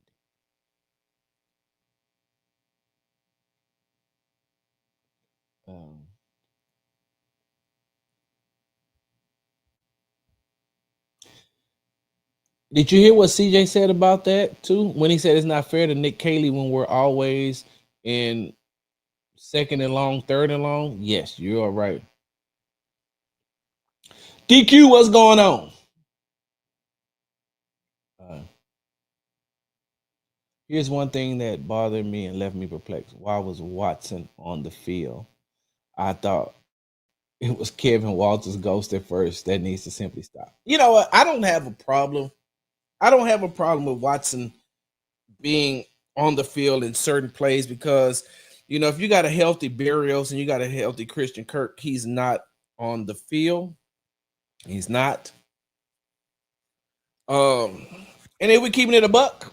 I mean, because you also got to give him an opportunity. He did, you know, he has played with the Kansas City Chiefs, and you know he's learned under Andy Reid and has been around Patrick Mahomes. So, you know, you got to see what you got in him. You got to. My biggest issue was having Dare Ogunbowale on the play that he fumbled at wideout. I don't care about the results. I don't care that he fumbled because that could have been Jaden Higgins over there and he could have fumbled. That could have been Xavier Hutchinson over there and he fumbled. But why do you have your running back at wideout? Don't care that you think that Dare Ogunbowale is a Swiss Army knife. Cool. He can do everything. He can kick. He can play special teams. He can play running back. He can put him at tight end. Like, he can do everything. He can do everything. You do not, in a crucial situation, have him playing at the wide out position. Now, if you bring him out of the backfield in motion and put him out there, but you automatically lined him up at the wide out position. And it was unfortunate that he fumbled the ball. It was just a better play made by the linebacker for the Rams. But I didn't like the alignment from the beginning. When I seen it, I say, what's going on here? Is Jaden Higgins not available? You drafted him for a reason. Put him on the field. Let him see what he can do. Live to fight another day. You had the time. The previous play that Dare caught the ball and went 16 yards and got out of bounds, you have the time. Why not substitute?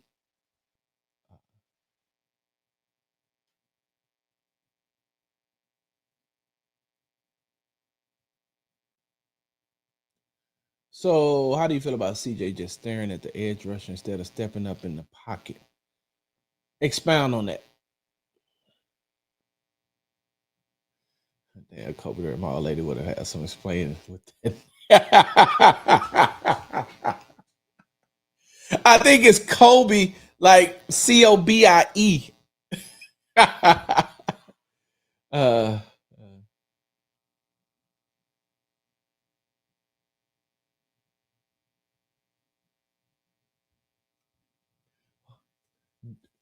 Hey, have your alerts on. Be back here for the happy hour. Can't win every year.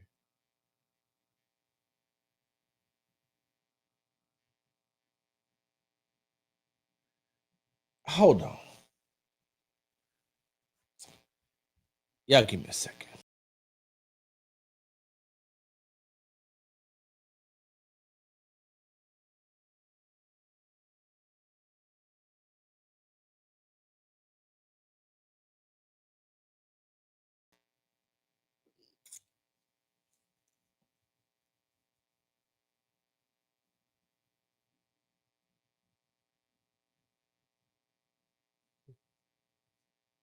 Can't what?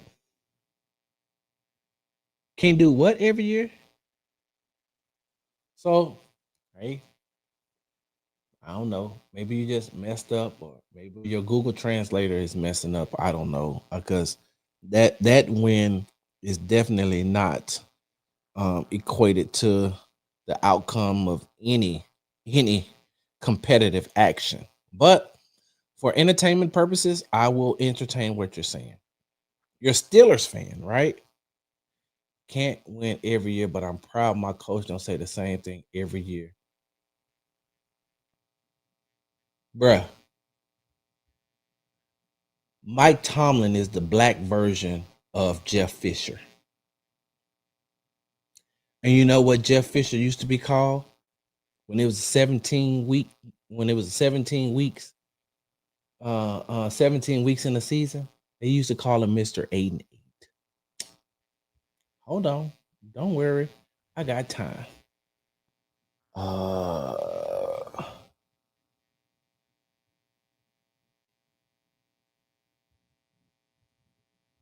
on.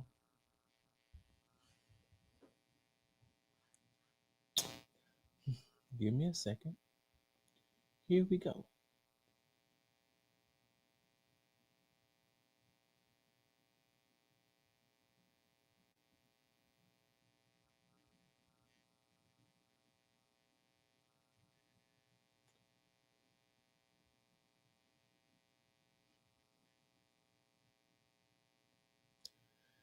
One, two, three, 4, 5, 6, 7, 8, 9. 1, 2, 3, 4, 5, 6, 7, 8, 9, 10, 11, 12, 13. Okay. So, in the last 13 years, Mike Tomlin, and it started from 2012, because the last so starting since 2012, they went 8-8, 8-8, 11-5, that's good, 10-6, that's good, 11-5, that's good, 13-3. And then for 5 straight years, he went 9-6, 8-8, 12-4, 9-7, 9-8. 2023, he won 10 games. 2024, he won 10 games. Right? Now, those 10 games may have been good if you are, let's just say, a second year head coach. I mean, you only been a head coach for 2 years in the league, like DeMeco Ryans has. But Mike Tomlin has been coaching 1, 2, 3, 4, 5, 6, 7, 8, 9, 10, 11, 12, 13, 14, 15, 16, 17, 18. This is his 19th season. 1, 2, 3, 4, 5, 6, 7.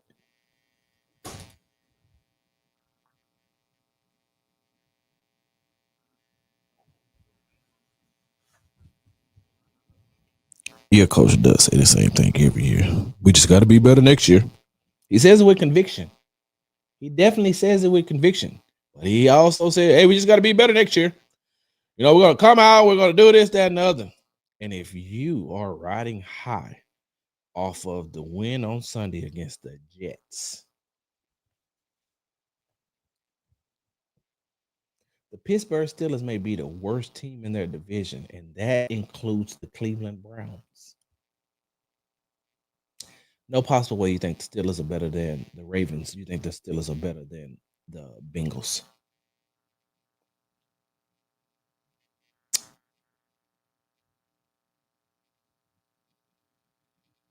The last two seasons,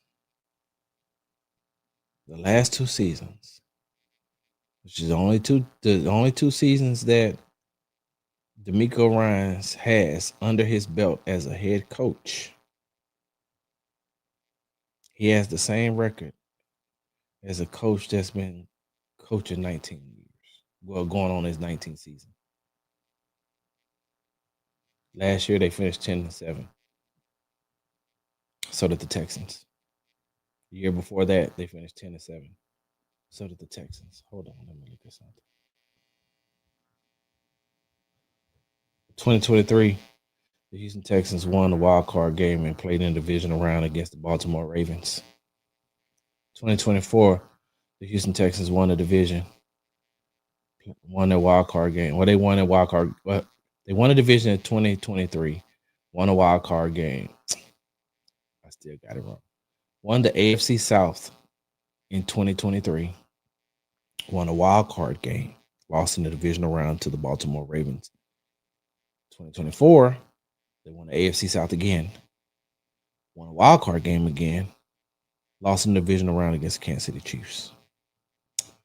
So you're talking about your coach doesn't say the same thing. So you're comparing DeMeco Ryans and Mike Tomlin. You can only compare the 2 years that DeMeco Ryans has been in the league. He's finished with the same record as Mike Tomlin. But his season didn't end like Mike Tomlin's. Because in 2023, when the Houston Texans were playing in the divisional round against the Baltimore Ravens, Mike Tomlin and the rest of the Steelers fans was at home watching the game because they lost in the wild card. 2024, when the Houston Texans were playing against the Kansas City Chiefs, Mike Tomlin and the Pittsburgh Steelers were at home watching because they lost in the wild card. So if you want to talk about your coach and you're comparing him to DeMeco Ryans,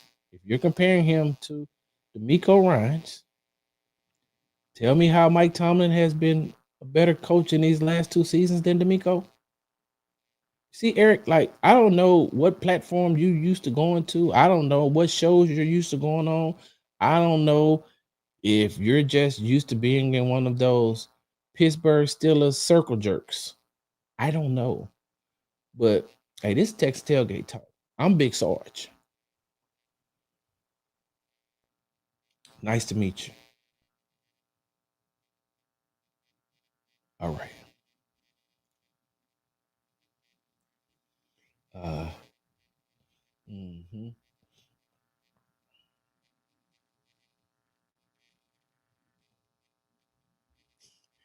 Get him, Tay. And he did correct it said by Tomlin. Exactly. Is Kirkenberry's practicing looking good? So DeMeco said that they're progressing and he'll have an update for us later on this week. I seen both of them yesterday too, as a matter of fact. Tomlin is praised for never missing the playoff. Then he gets there. You said no profanity. Oh my god.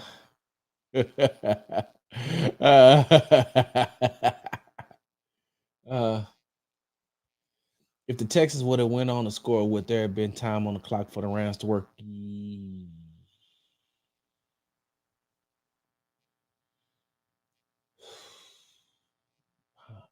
The Rams still had 3 timeouts, right? I think the Rams still had 3 timeouts. And if I'm not mistaken, the fumble came with what, a minute and 57 on the clock. It was actually, hold on, Lamont. I'm gonna answer that for you. Give me a second.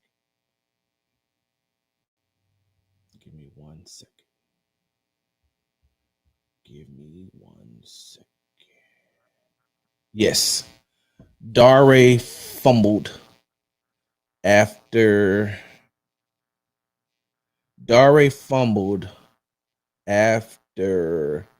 the 2-minute warning. Hold on, I'm gonna tell you. Let me see how much time was left on the clock. Yeah, I was right. It's a minute and 57 seconds. So he fumbled. So I don't know because it was 1st and 10. So if he gets that, because he got 7. Hold on. Let me take that back. It's this play. It's a minute 51. So it was a minute 57 on the previous play, but it was a minute 51 left in the game because remember, Dare got out of bounds. And so they were on the 25-yard line, 1st and 10. And so I don't know how much time they would have been able to take off. And the Rams would have still had time. You know what? I'm glad I'm here, y'all. I wish we could do this. I'd be super busy, y'all, but I wish we could do this. I want to show y'all something.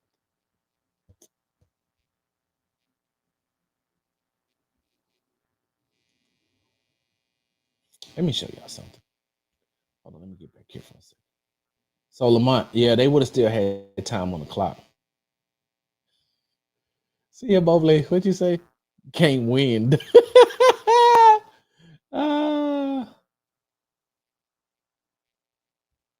Exactly. What's up, Mr. Smith? Hey man, it's gonna be a good game. I like the Bucks. I like the Bucks. I do. I like the Bucks.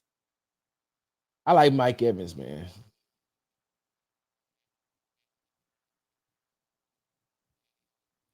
Right.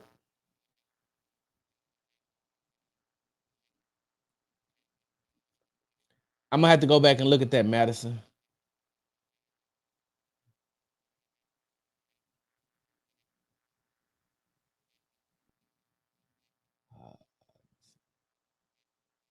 Eric, they are paying CJ.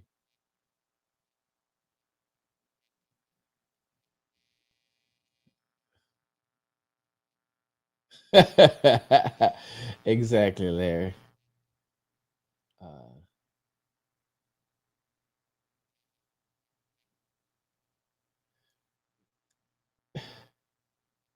You barely beat the Jets.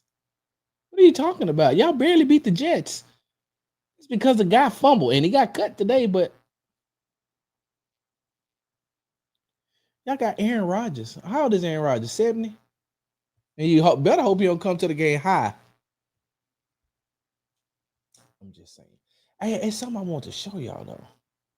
This is why I tell y'all, man, Sean McVay is one of these, not one, is the smartest coach in the NFL.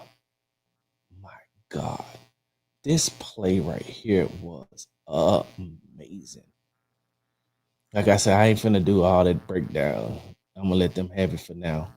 I may do some later on. Y'all, this play is phenomenal. Y'all remember what I said on the happy hour on Monday? That Sean McVay and Matthew Stafford out schemed DeMeco Ryans and Matt Burke because they kept getting Puka Nacua matched up on players that couldn't cover him like Jalen Petrie and CJ Gardner Johnson. Y'all watch this play. Watch this play, y'all. Look at how they're set, right? And this is with the Texans trying to stop them to get the ball back. I think they still had one timeout left after this. Watch this play. This is a beautiful effing play. This is a play I would use if I still played Madden. See how they put Puka Nacua in motion? Watch what happens when the ball is snapped. Look at where he stops. Look how much room there is left because they know that they're about to run this. They know that they're about to get him right here. Look at how much separation it is between the guard and the tackle. This is a beautiful play. Watch. And they snap the ball. Here we go. Say, no, okay. So I guess they're in man. That means that he's holding the slot. Look at, they hike the ball as soon as he sits right here. Play action. Play action. Petrie bites on the play action. But then watch how this play develops. And now he's open. Came right here and started him. This ain't where you normally start a damn wide receiver in a play.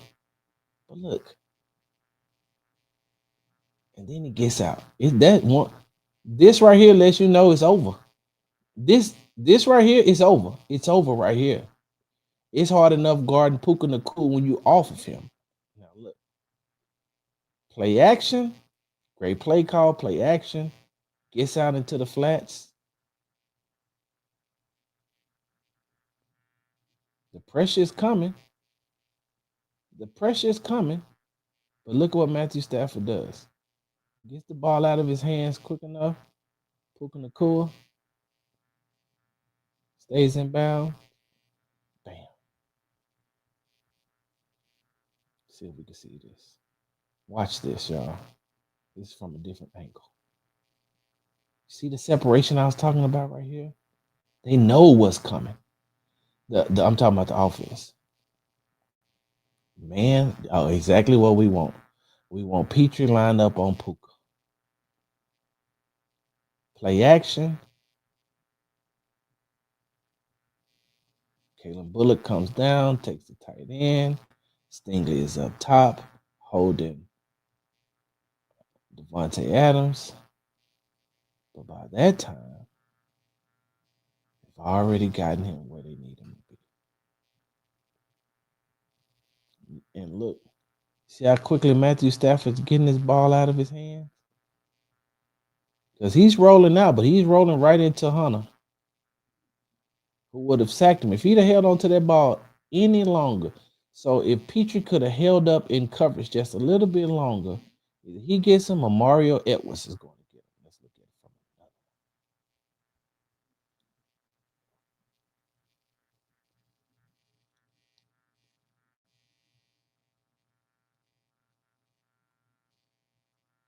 And this is the thing that they done. Matthew Stafford got the ball out of his hands quickly. And with this down and distance, sheesh. This is, and look, I'm not gonna say, look, this is a hard cover for Petrie. This is a hard cover for anybody holding Puka Nacua. This is a hard cover for, and put it like this, even if that had been Derek Stingley right there, even if that would have been Kamari Lassiter, this is still a tough cover. That close to the line. What was the down and distance? Let me see something.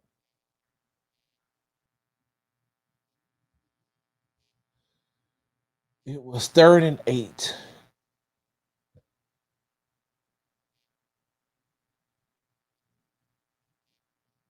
Wait a minute. 3rd and 8?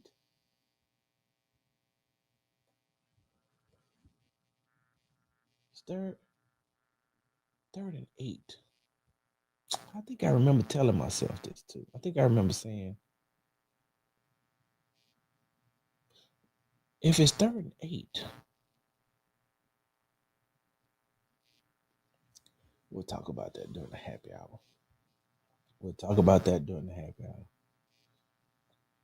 I respect Eric. I respect your right to be wrong. Bo Diggity 713. Larry says this play defensively should have been stopped. Bullock should have taken Devontae and Stingley should have come up on Puka once. He broke past Petrie. Yeah, but Larry, he was still on Devontae though. Like you just don't give up Devontae because let me see. Let me go back and look at something real quick, Larry. Let me go back and look at something real quick.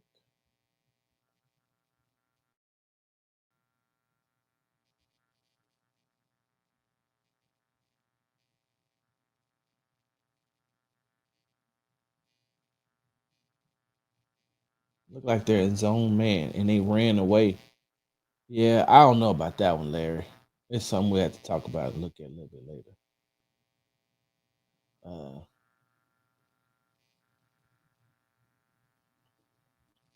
Okay, so I see this is what you were saying too, Larry. That was a mistake by Ryans. He should have sent Petrie on a blitz, have Stingley pass off his man to Bullock, and Stingley picks up Nakua. Okay, Larry. Okay, now I get it, Larry.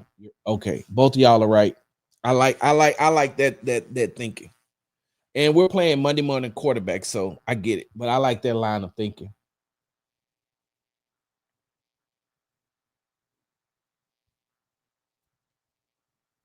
Yeah.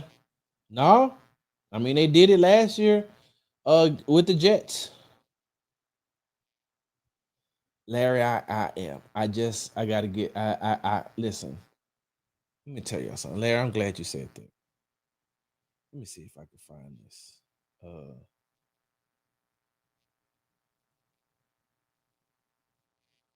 me see if I can find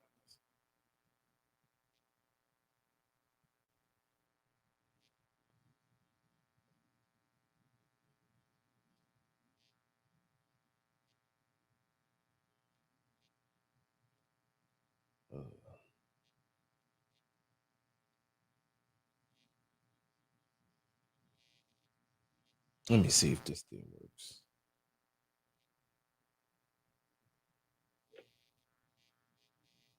Hello. Please state your name after the tone, and Google Voice will try to connect you. Sarge.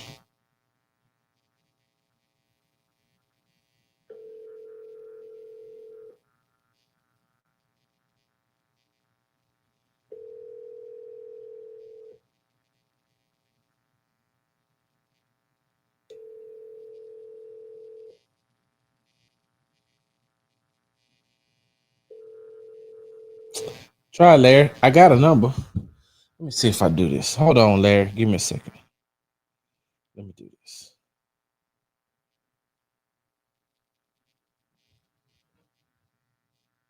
Yep. It says. Let's try it again, Larry.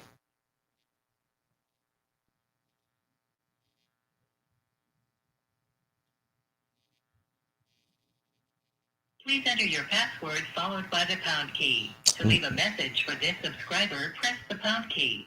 No. To sign in as another subscriber, press the star key. What are we doing If you here? have forgotten your password, press the pound key twice. Y'all give me a second. Are you still there? Yeah. Please enter your password followed by... Okay, let me try again, Larry. Your password followed by the pound key. Oh, To okay. leave a message... All right, Larry. Hold on. Let me see something. Y'all give me a second. I'm gonna put this up. Y'all tell me if tell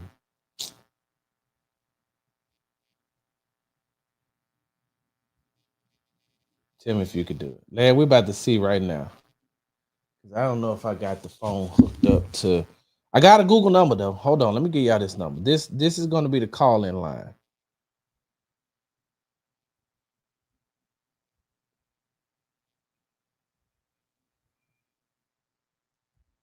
Hold on for a second.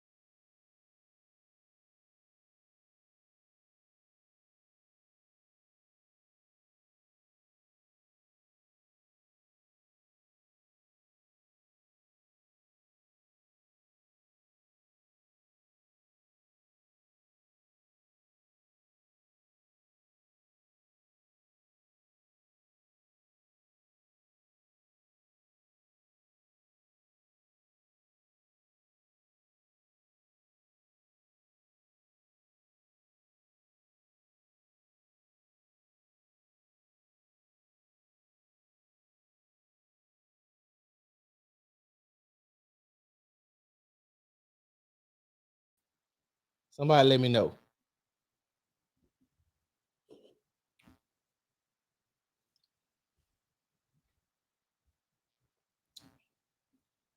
Y'all heard that?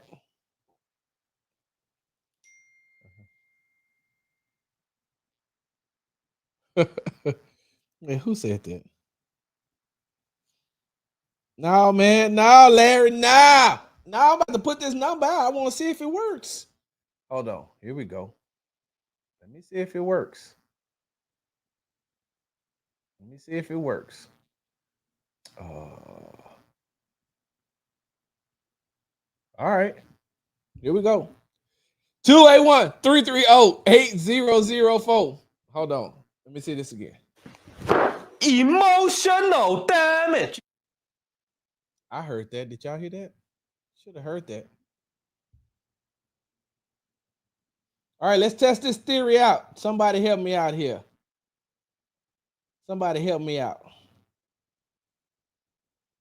That's the number. Call that number. Dial that number. Let's see what we got. Let's see if it works. 281-330-8004. Call that number. Let's see if it works.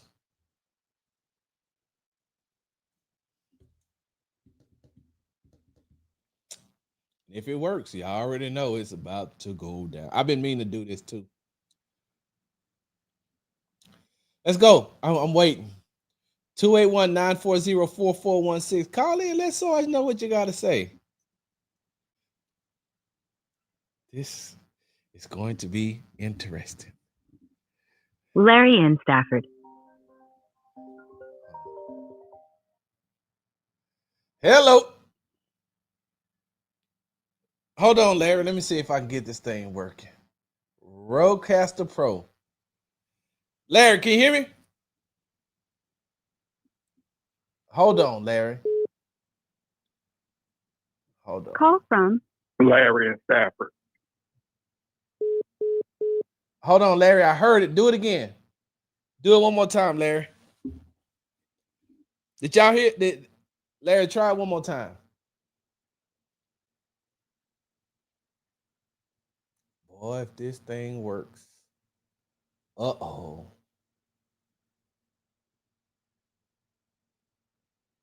If this thing works, I feel like I'm in trouble.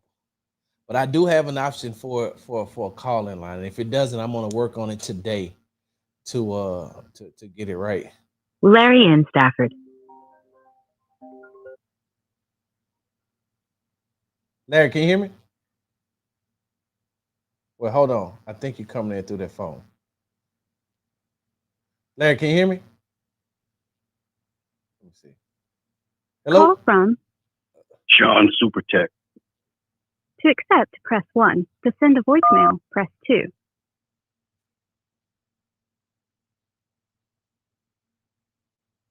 Okay, that was Sean. Sean, can you hear me? I can hear you, Sarge. Okay. Larry, I didn't mean to cut you off, but hold on for 1 second. Hey, can y'all hear Sean Supertech? Let me know. Sean, what's Can you going hear on? me? I can hear you. Can you hear me? Sean, I can hear you, big dog. what's going on, man? Man, I had to call you since you gave us the opportunity, man. I'm always talking so much crap on here, so I wanted to give this channel a try myself, man. I hope we get a chance to call in more during the season. Probably talk to you about some Rockets talk too, but I know we in Texas mode right now. For sure. And yeah, man. So I've been meaning to give this number out. I've had it for a while. I've just been, look, lollygagging. Yeah, not on top of. Yep. Yeah, I've been lollygagging, and so Sean, you the first caller into the Texas tailgate talk. I know that you probably feel more suited calling in during the happy hour, but since you are here, you got anything else you want to say? Watch your mouth.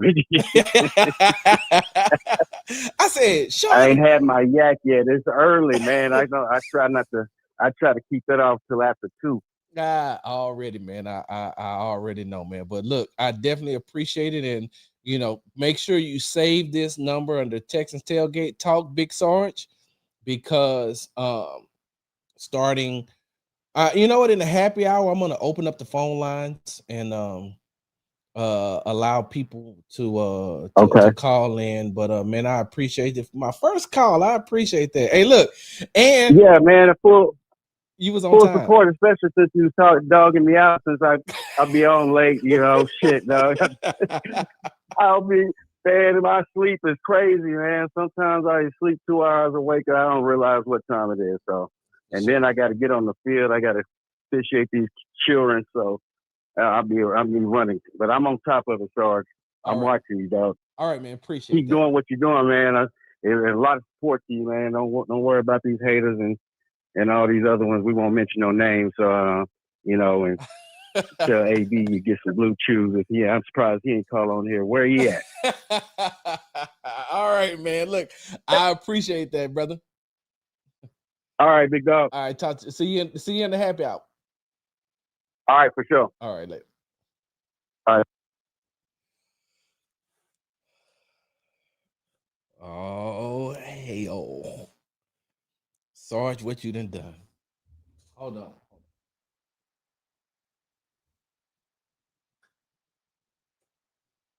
Here we go.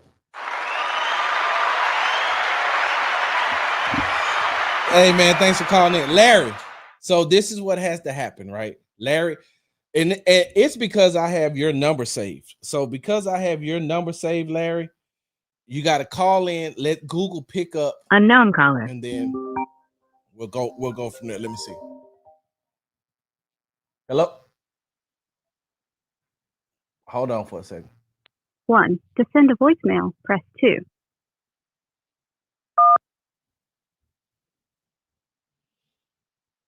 You're on the line with Big Sarge. Who am I speaking with? Welcome to the Texans Tailgate Talk Show. Hello. I'm good with you, Sarge. What's going on? Who am I speaking with? It's your boy Tay. You already know what it is, man. Tay, what's going down? Hey, Tay, can I say something real quick before you say what you got to say?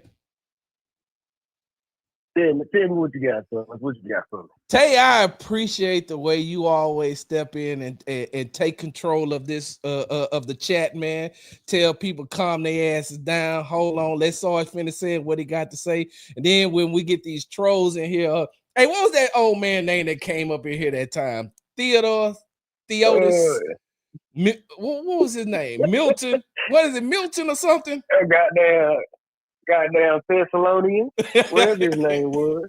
Hey, you calmed him right down. But I always appreciate that, man. I always appreciate the support that you give too. So now that you're here, you got anything you want to chime in on this Texas Tailgate Talk? Hey, man, I just want to say I appreciate the candidness that you bring to not only the Texans but the Rockets and all that good stuff. You're not showing your bias. You know what I'm saying? Yeah. And I'm like I said, I'm not on social media and all of that. I don't do that because it's just a bunch of messiness, and I ain't got the energy for that. For sure. But I appreciate you and what you have been doing for folks like me. And then when you do take your sabbaticals and your time off, yeah, you are in my prayers. I appreciate pray a lot. Yeah. I'll pray a lot, and I don't know if it reached past the ceiling, but you are in my prayers during that time frame. I appreciate that. Now look, Tay. Now you know that since I see that this feature does work. Now what the hell you think's about to happen on that Buzzed and Petty podcast? Hey! Once Marcus get a hold of it, I don't know where he did that, but once he get a hold of it, look, I know AD. I ain't seen Marcus. I have not seen Marcus in a minute. But look, real quickly. Hey, Larry, hold on. I'm gonna get to you in just a second. Hold on, Larry. But what I will say is this, Tay. What I will say is this. One of the things that I'm gonna talk about on that Buzz and Petty podcast is about being a step parent and how, as a step parent, if you don't know the other parent, if you've only dealt with one parent, how you really only know 50% of the child, because if you don't, if you don't know the medical, physical, all that other history of the other side of the family, I'm only getting what I know from the person that I'm with. So when I'm dealing with these kids, I'm dealing with half a child, and I'm learning in real time. And a lot of spouses don't understand that. A lot of spouses don't understand that, hey, the situation that I'm in, if this is my child, then I know you and I know me, and I got 100% of the child. But if you're bringing children into this equation, and vice versa, when I bring my daughter into a situation, or with my wife now, when I bring my kids from my late wife in, and I'm still only bringing 50% because I only know 50%. But you understand what I'm saying, though, right?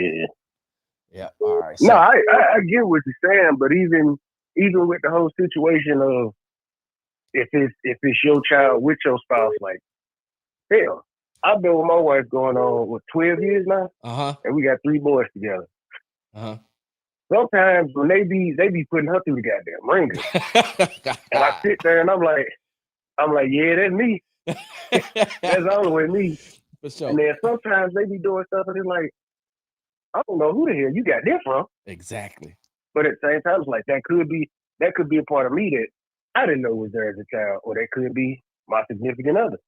For sure. So it's different things throughout that situation, I guess I'm trying to say. But I get what you're saying, though. Yeah. Hey, and you never know what time you're going to be on, Sarge. You got to be consistent. Hey, I already know, man. I'm going to do it. Hey, and Queen told know us what name. time you be on, and I'll be here. Hey, that old Negro's name was Melvin. I remember. Monkey Mouth Melvin. I bring that old ass bastard back here. Man, hey, Tay, I appreciate you calling in, brother. Yes, sir. All right, man. Talk to you later. All right, let me see if I can do this, y'all, because let me see. I may be able to do it this way. Hold on.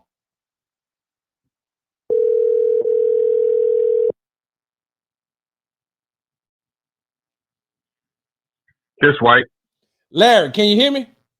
Yeah, I got you, Sarge. Man, what's going on? Hey, look, you and I, we have to talk offline about how this Google phone system works, and we're gonna get this thing together, man. But what I wanted to say was Larry and Stafford. Yeah. Hey, look, I'm gonna be honest with you. Hey, y'all, calm down for 1 second. Give me my time. Hey, it is y'all don't know. You ain't certified, and you're not certified in Houston sports talk until Larry and Stafford calls your show. If Larry and Stafford don't call your show, that means he don't F with you. Larry, I'm sorry. I done used all my profanity early on in the show, man. I done ran out of my limit for cuss words for the day. I apologize. Next time, I might be able to say it. But if Larry doesn't call you, if Larry doesn't interact on your show ain't worth crap. So this is an honor and a pleasure for me to have you on the Texans Tailgate Talk Show, Larry. I appreciate it, man. What you got?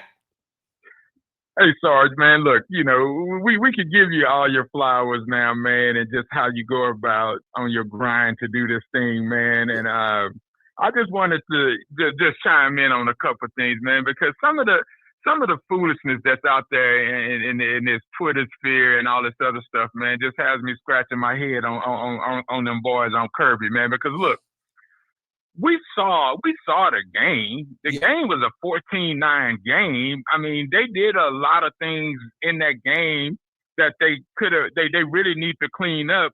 But they had a chance to win the game at the end, which is the way DeMeco Ryans plays football.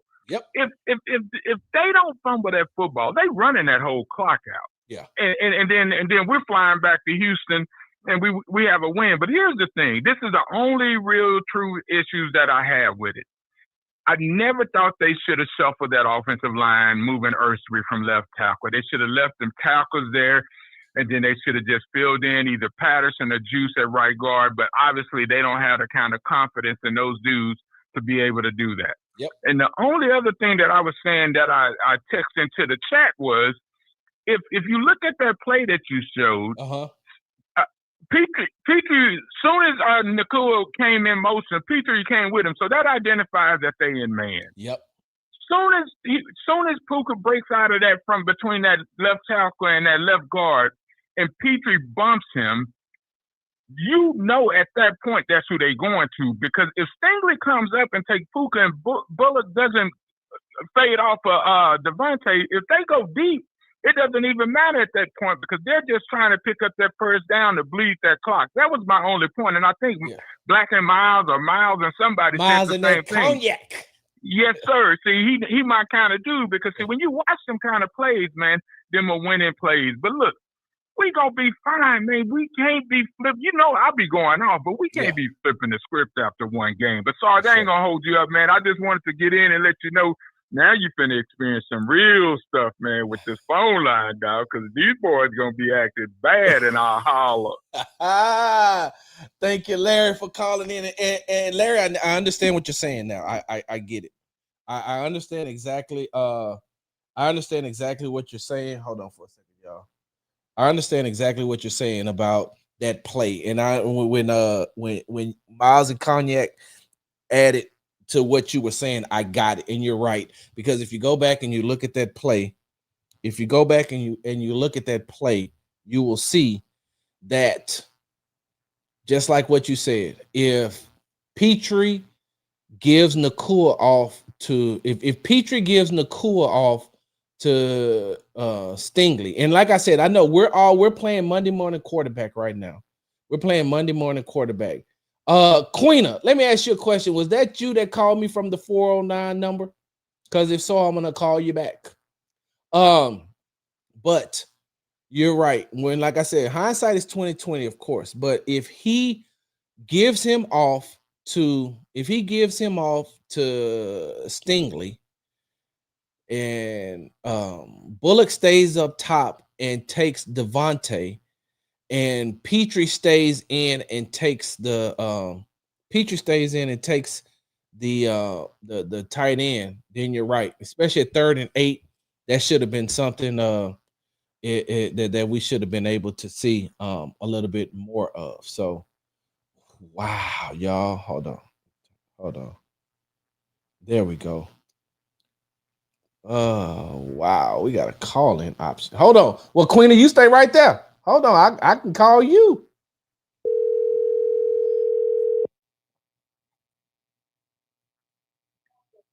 What's up, big Sarge?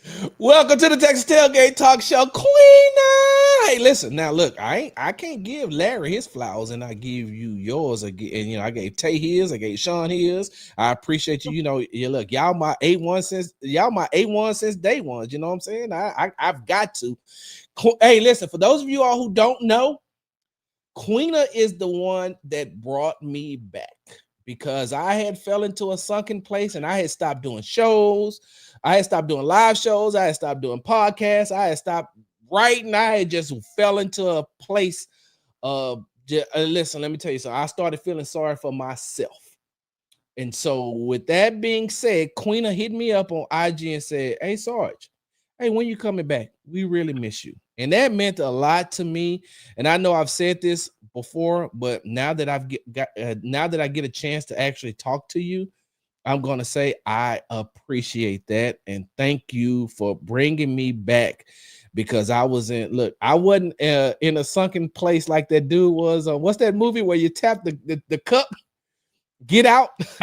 I wasn't that far gone, but I was gone. So Queen, I appreciate that. Hey, thank you, Sarge. You know, I don't mess with nobody but you. I don't comment on nobody. I don't mess with nobody but you. So you my guy. I appreciate that. Now, I did see you say on Monday that if you drive all the way from Beaumont to Houston, Texas on Monday, and they lose this game, it's gonna be look, they too young to remember this, Queen. You may be too young to remember this, but it's gonna be some smoke in the city. In the goddamn city. It's gonna be some smoke in the city. Yes, Sarge. It's gonna be some smoke in the city. I told my husband the same thing. I was like, man, I ain't trying to be tired at work on Tuesday for a loss. Right. Right. I definitely So, understand it. And I can't listen. Y'all let me know where y'all going to be when y'all get to the game, because I'm going to make it a point for me to get to exactly where you all are. Queen, why I got you here though? What were some of your thoughts from the game on Sunday? to be honest with you, Sarge, I really thought it was a close game up until the end. I feel like that they played sloppily and they got to clean it up. Like, I feel like that you can't be out there looking like a college team when you're an NFL team. Yeah.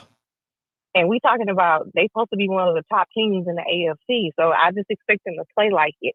And I really think that is, at least for me, as a fan expectation, I want to see the Houston Texans look like a top AFC team. And so that's why I said what I took from CJ was like, we can't get out there slow starting and then being overconfident that we're going to be able to come and clean it up. Yeah.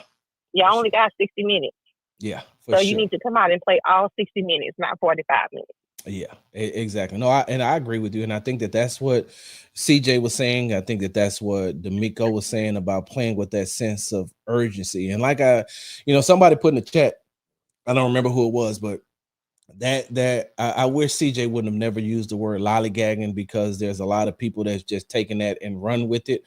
And so I wish he would have just said, you got to come out with a sense of urgency. We got to play faster, whatever the case may be. But you're right. And I'm glad that they took accountability for that. Yep, agreed. I wonder how much trouble CJ got in with the bosses for saying lollygagging, because that's a firestorm.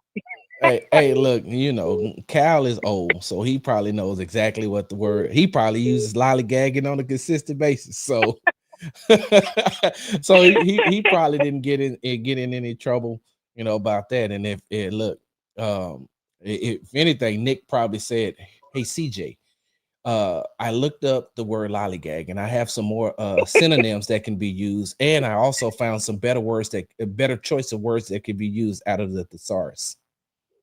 So yeah, absolutely. Well, Queen, I appreciate it, and I look forward to seeing you on Monday in person, and I hope that you have an opportunity to come back here. Voicemail. I hope that you have an opportunity to come back for the Texans happy hour, because we're gonna have us. I sure am. So I stepped out of a whole meeting when I saw you came on. I was like, hold on, what's online? I appreciate that. Thank you for the support. I definitely, I got to get y'all some water bottles too. So don't. I got something else for you. I got something else for you and your husband. All right. All right. Thanks for calling. Bye. Ooh-wee. What else we got? Hold on. Where this call came from? That may not have been a call that I want to answer. Let me see something. Let me see. This may be somebody want to cuss me out.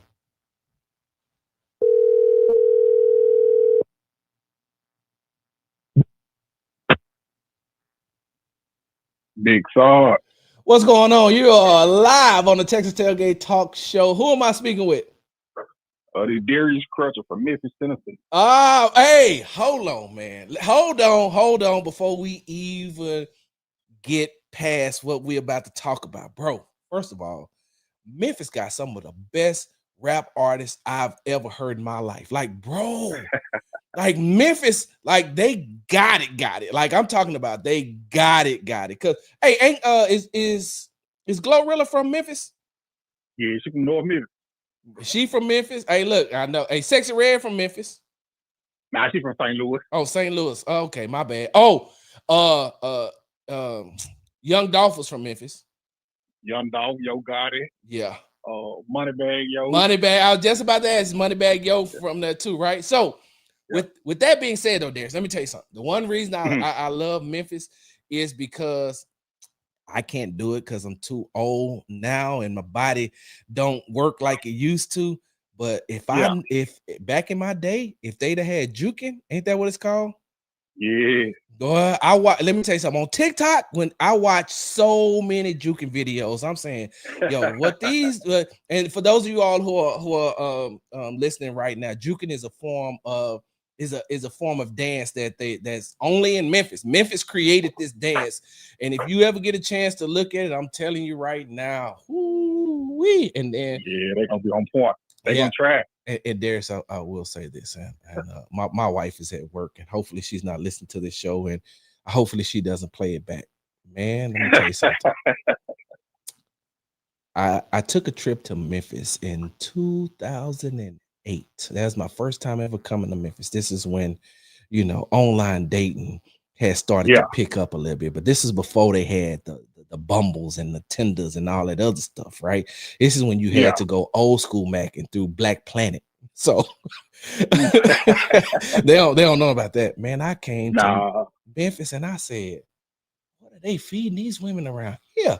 I ain't never seen so many thick Black women in my life. And then I went like this. It's like this here now. And then wait a minute. Then I went to another side. I was like, then they got that thick white. But what are they feeding? Look, they done put something in the food here in Memphis because I ain't never been.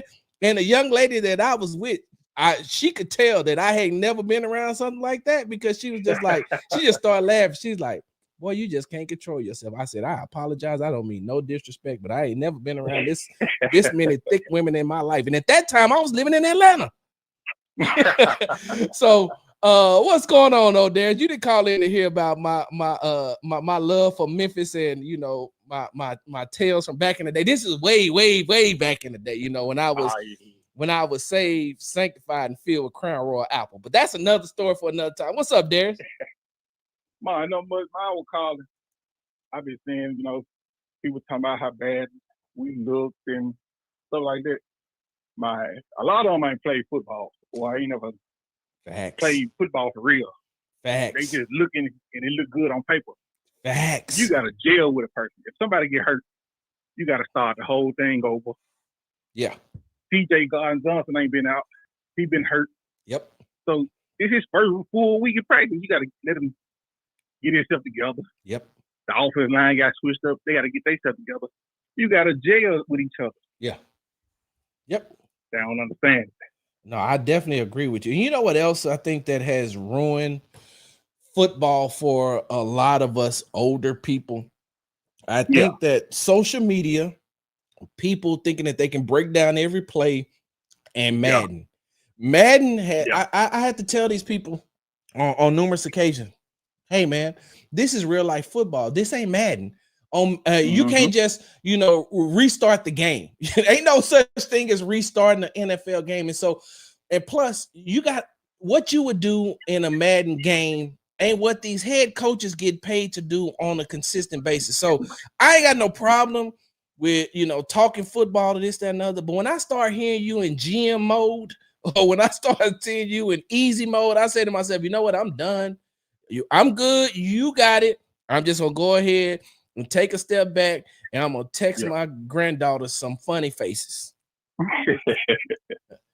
But I definitely agree with you though, Darius. It's it's just it's a work in progress, and I don't understand why people don't understand that.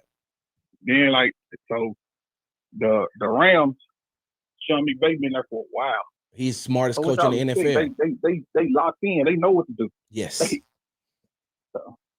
And so that's all I wanted to call it. Man, well, make sure put my opinion out there.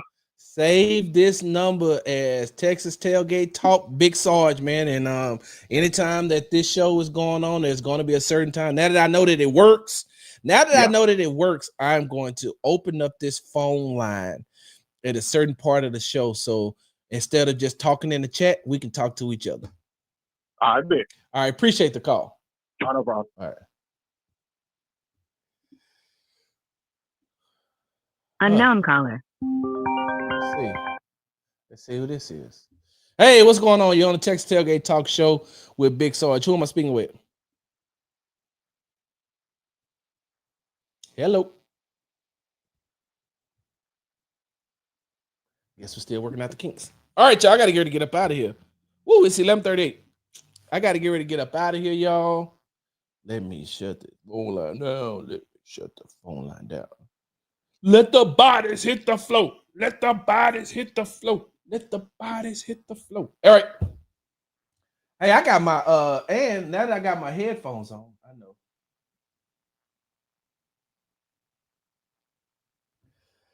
Hey, Darius, I told you that.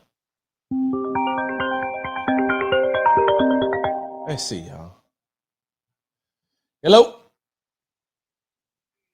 Hold on for a second. Wait, I can't hear you. Give me 1 second.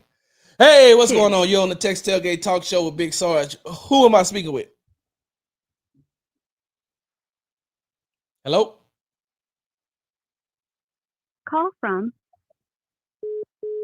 I guess. All right, y'all. I don't know what's going on with that, but let me do this. Give me a second. All right. Hey, now that I got this back, Darius, I told you I am a big Memphis fan. Hold on.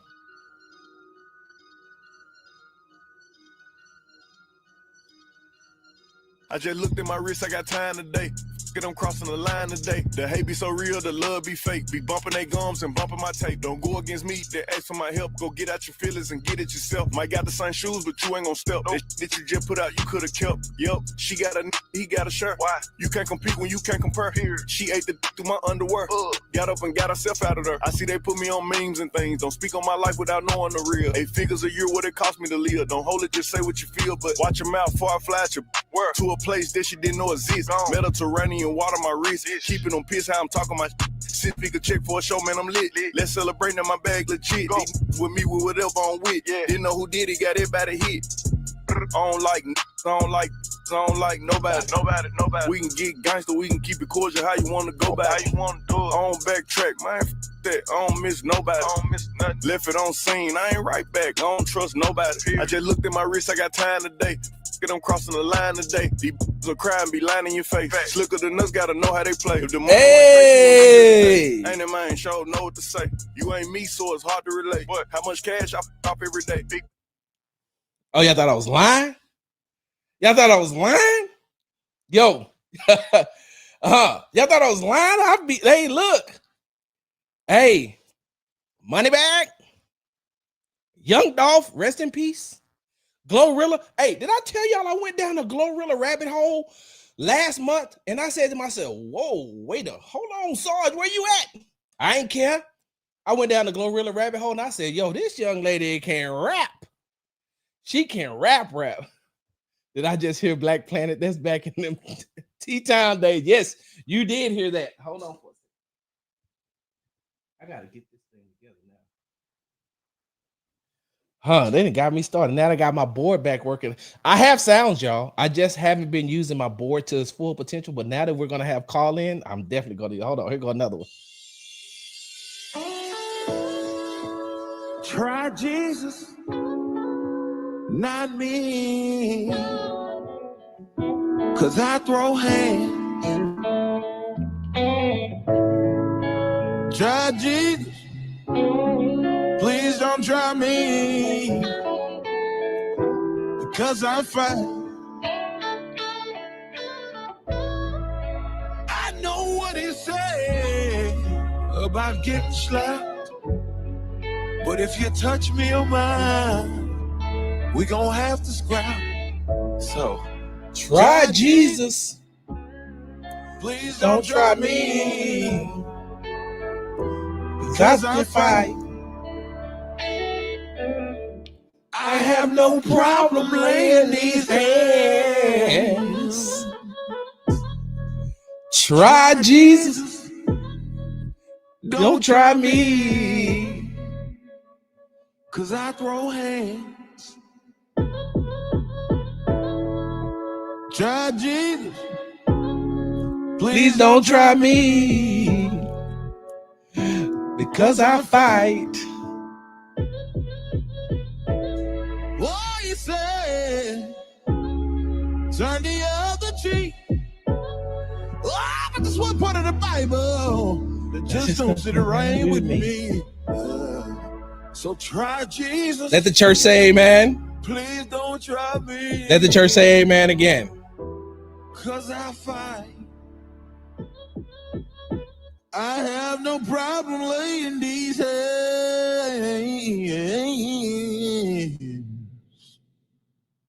You've been tuned into the Tex Tailgate Talk Show. I'm your host, Big Sarge. Make sure you follow me on the app formerly known as Twitter at Big Sarge Sports Z at the end. Follow me on the Tick and the Talk at Big Sarge Media. Make sure you subscribe to the Texas Tailgate Talk podcast. All one word, Texas Tailgate Talk podcast and YouTube channel. Follow me on Instagram, Big Sarge was a Z at the end. Because you know we do everything for the gram. Oh man, I've had an amazing time with you all today. Woo-wee. Let me go ahead and get this out the way and say it, because you know I gotta say it. Time is the most important possession that an individual has, and for you all to give me yours means a lot to me. I appreciate it. We now know that our call-in line works. I will be opening up the call-in line on these shows, and now that I do have my board fully operating again, it was always been fully operating. It's just been a user error, but we bike. Big Sarge, I'm out. Big Sarge.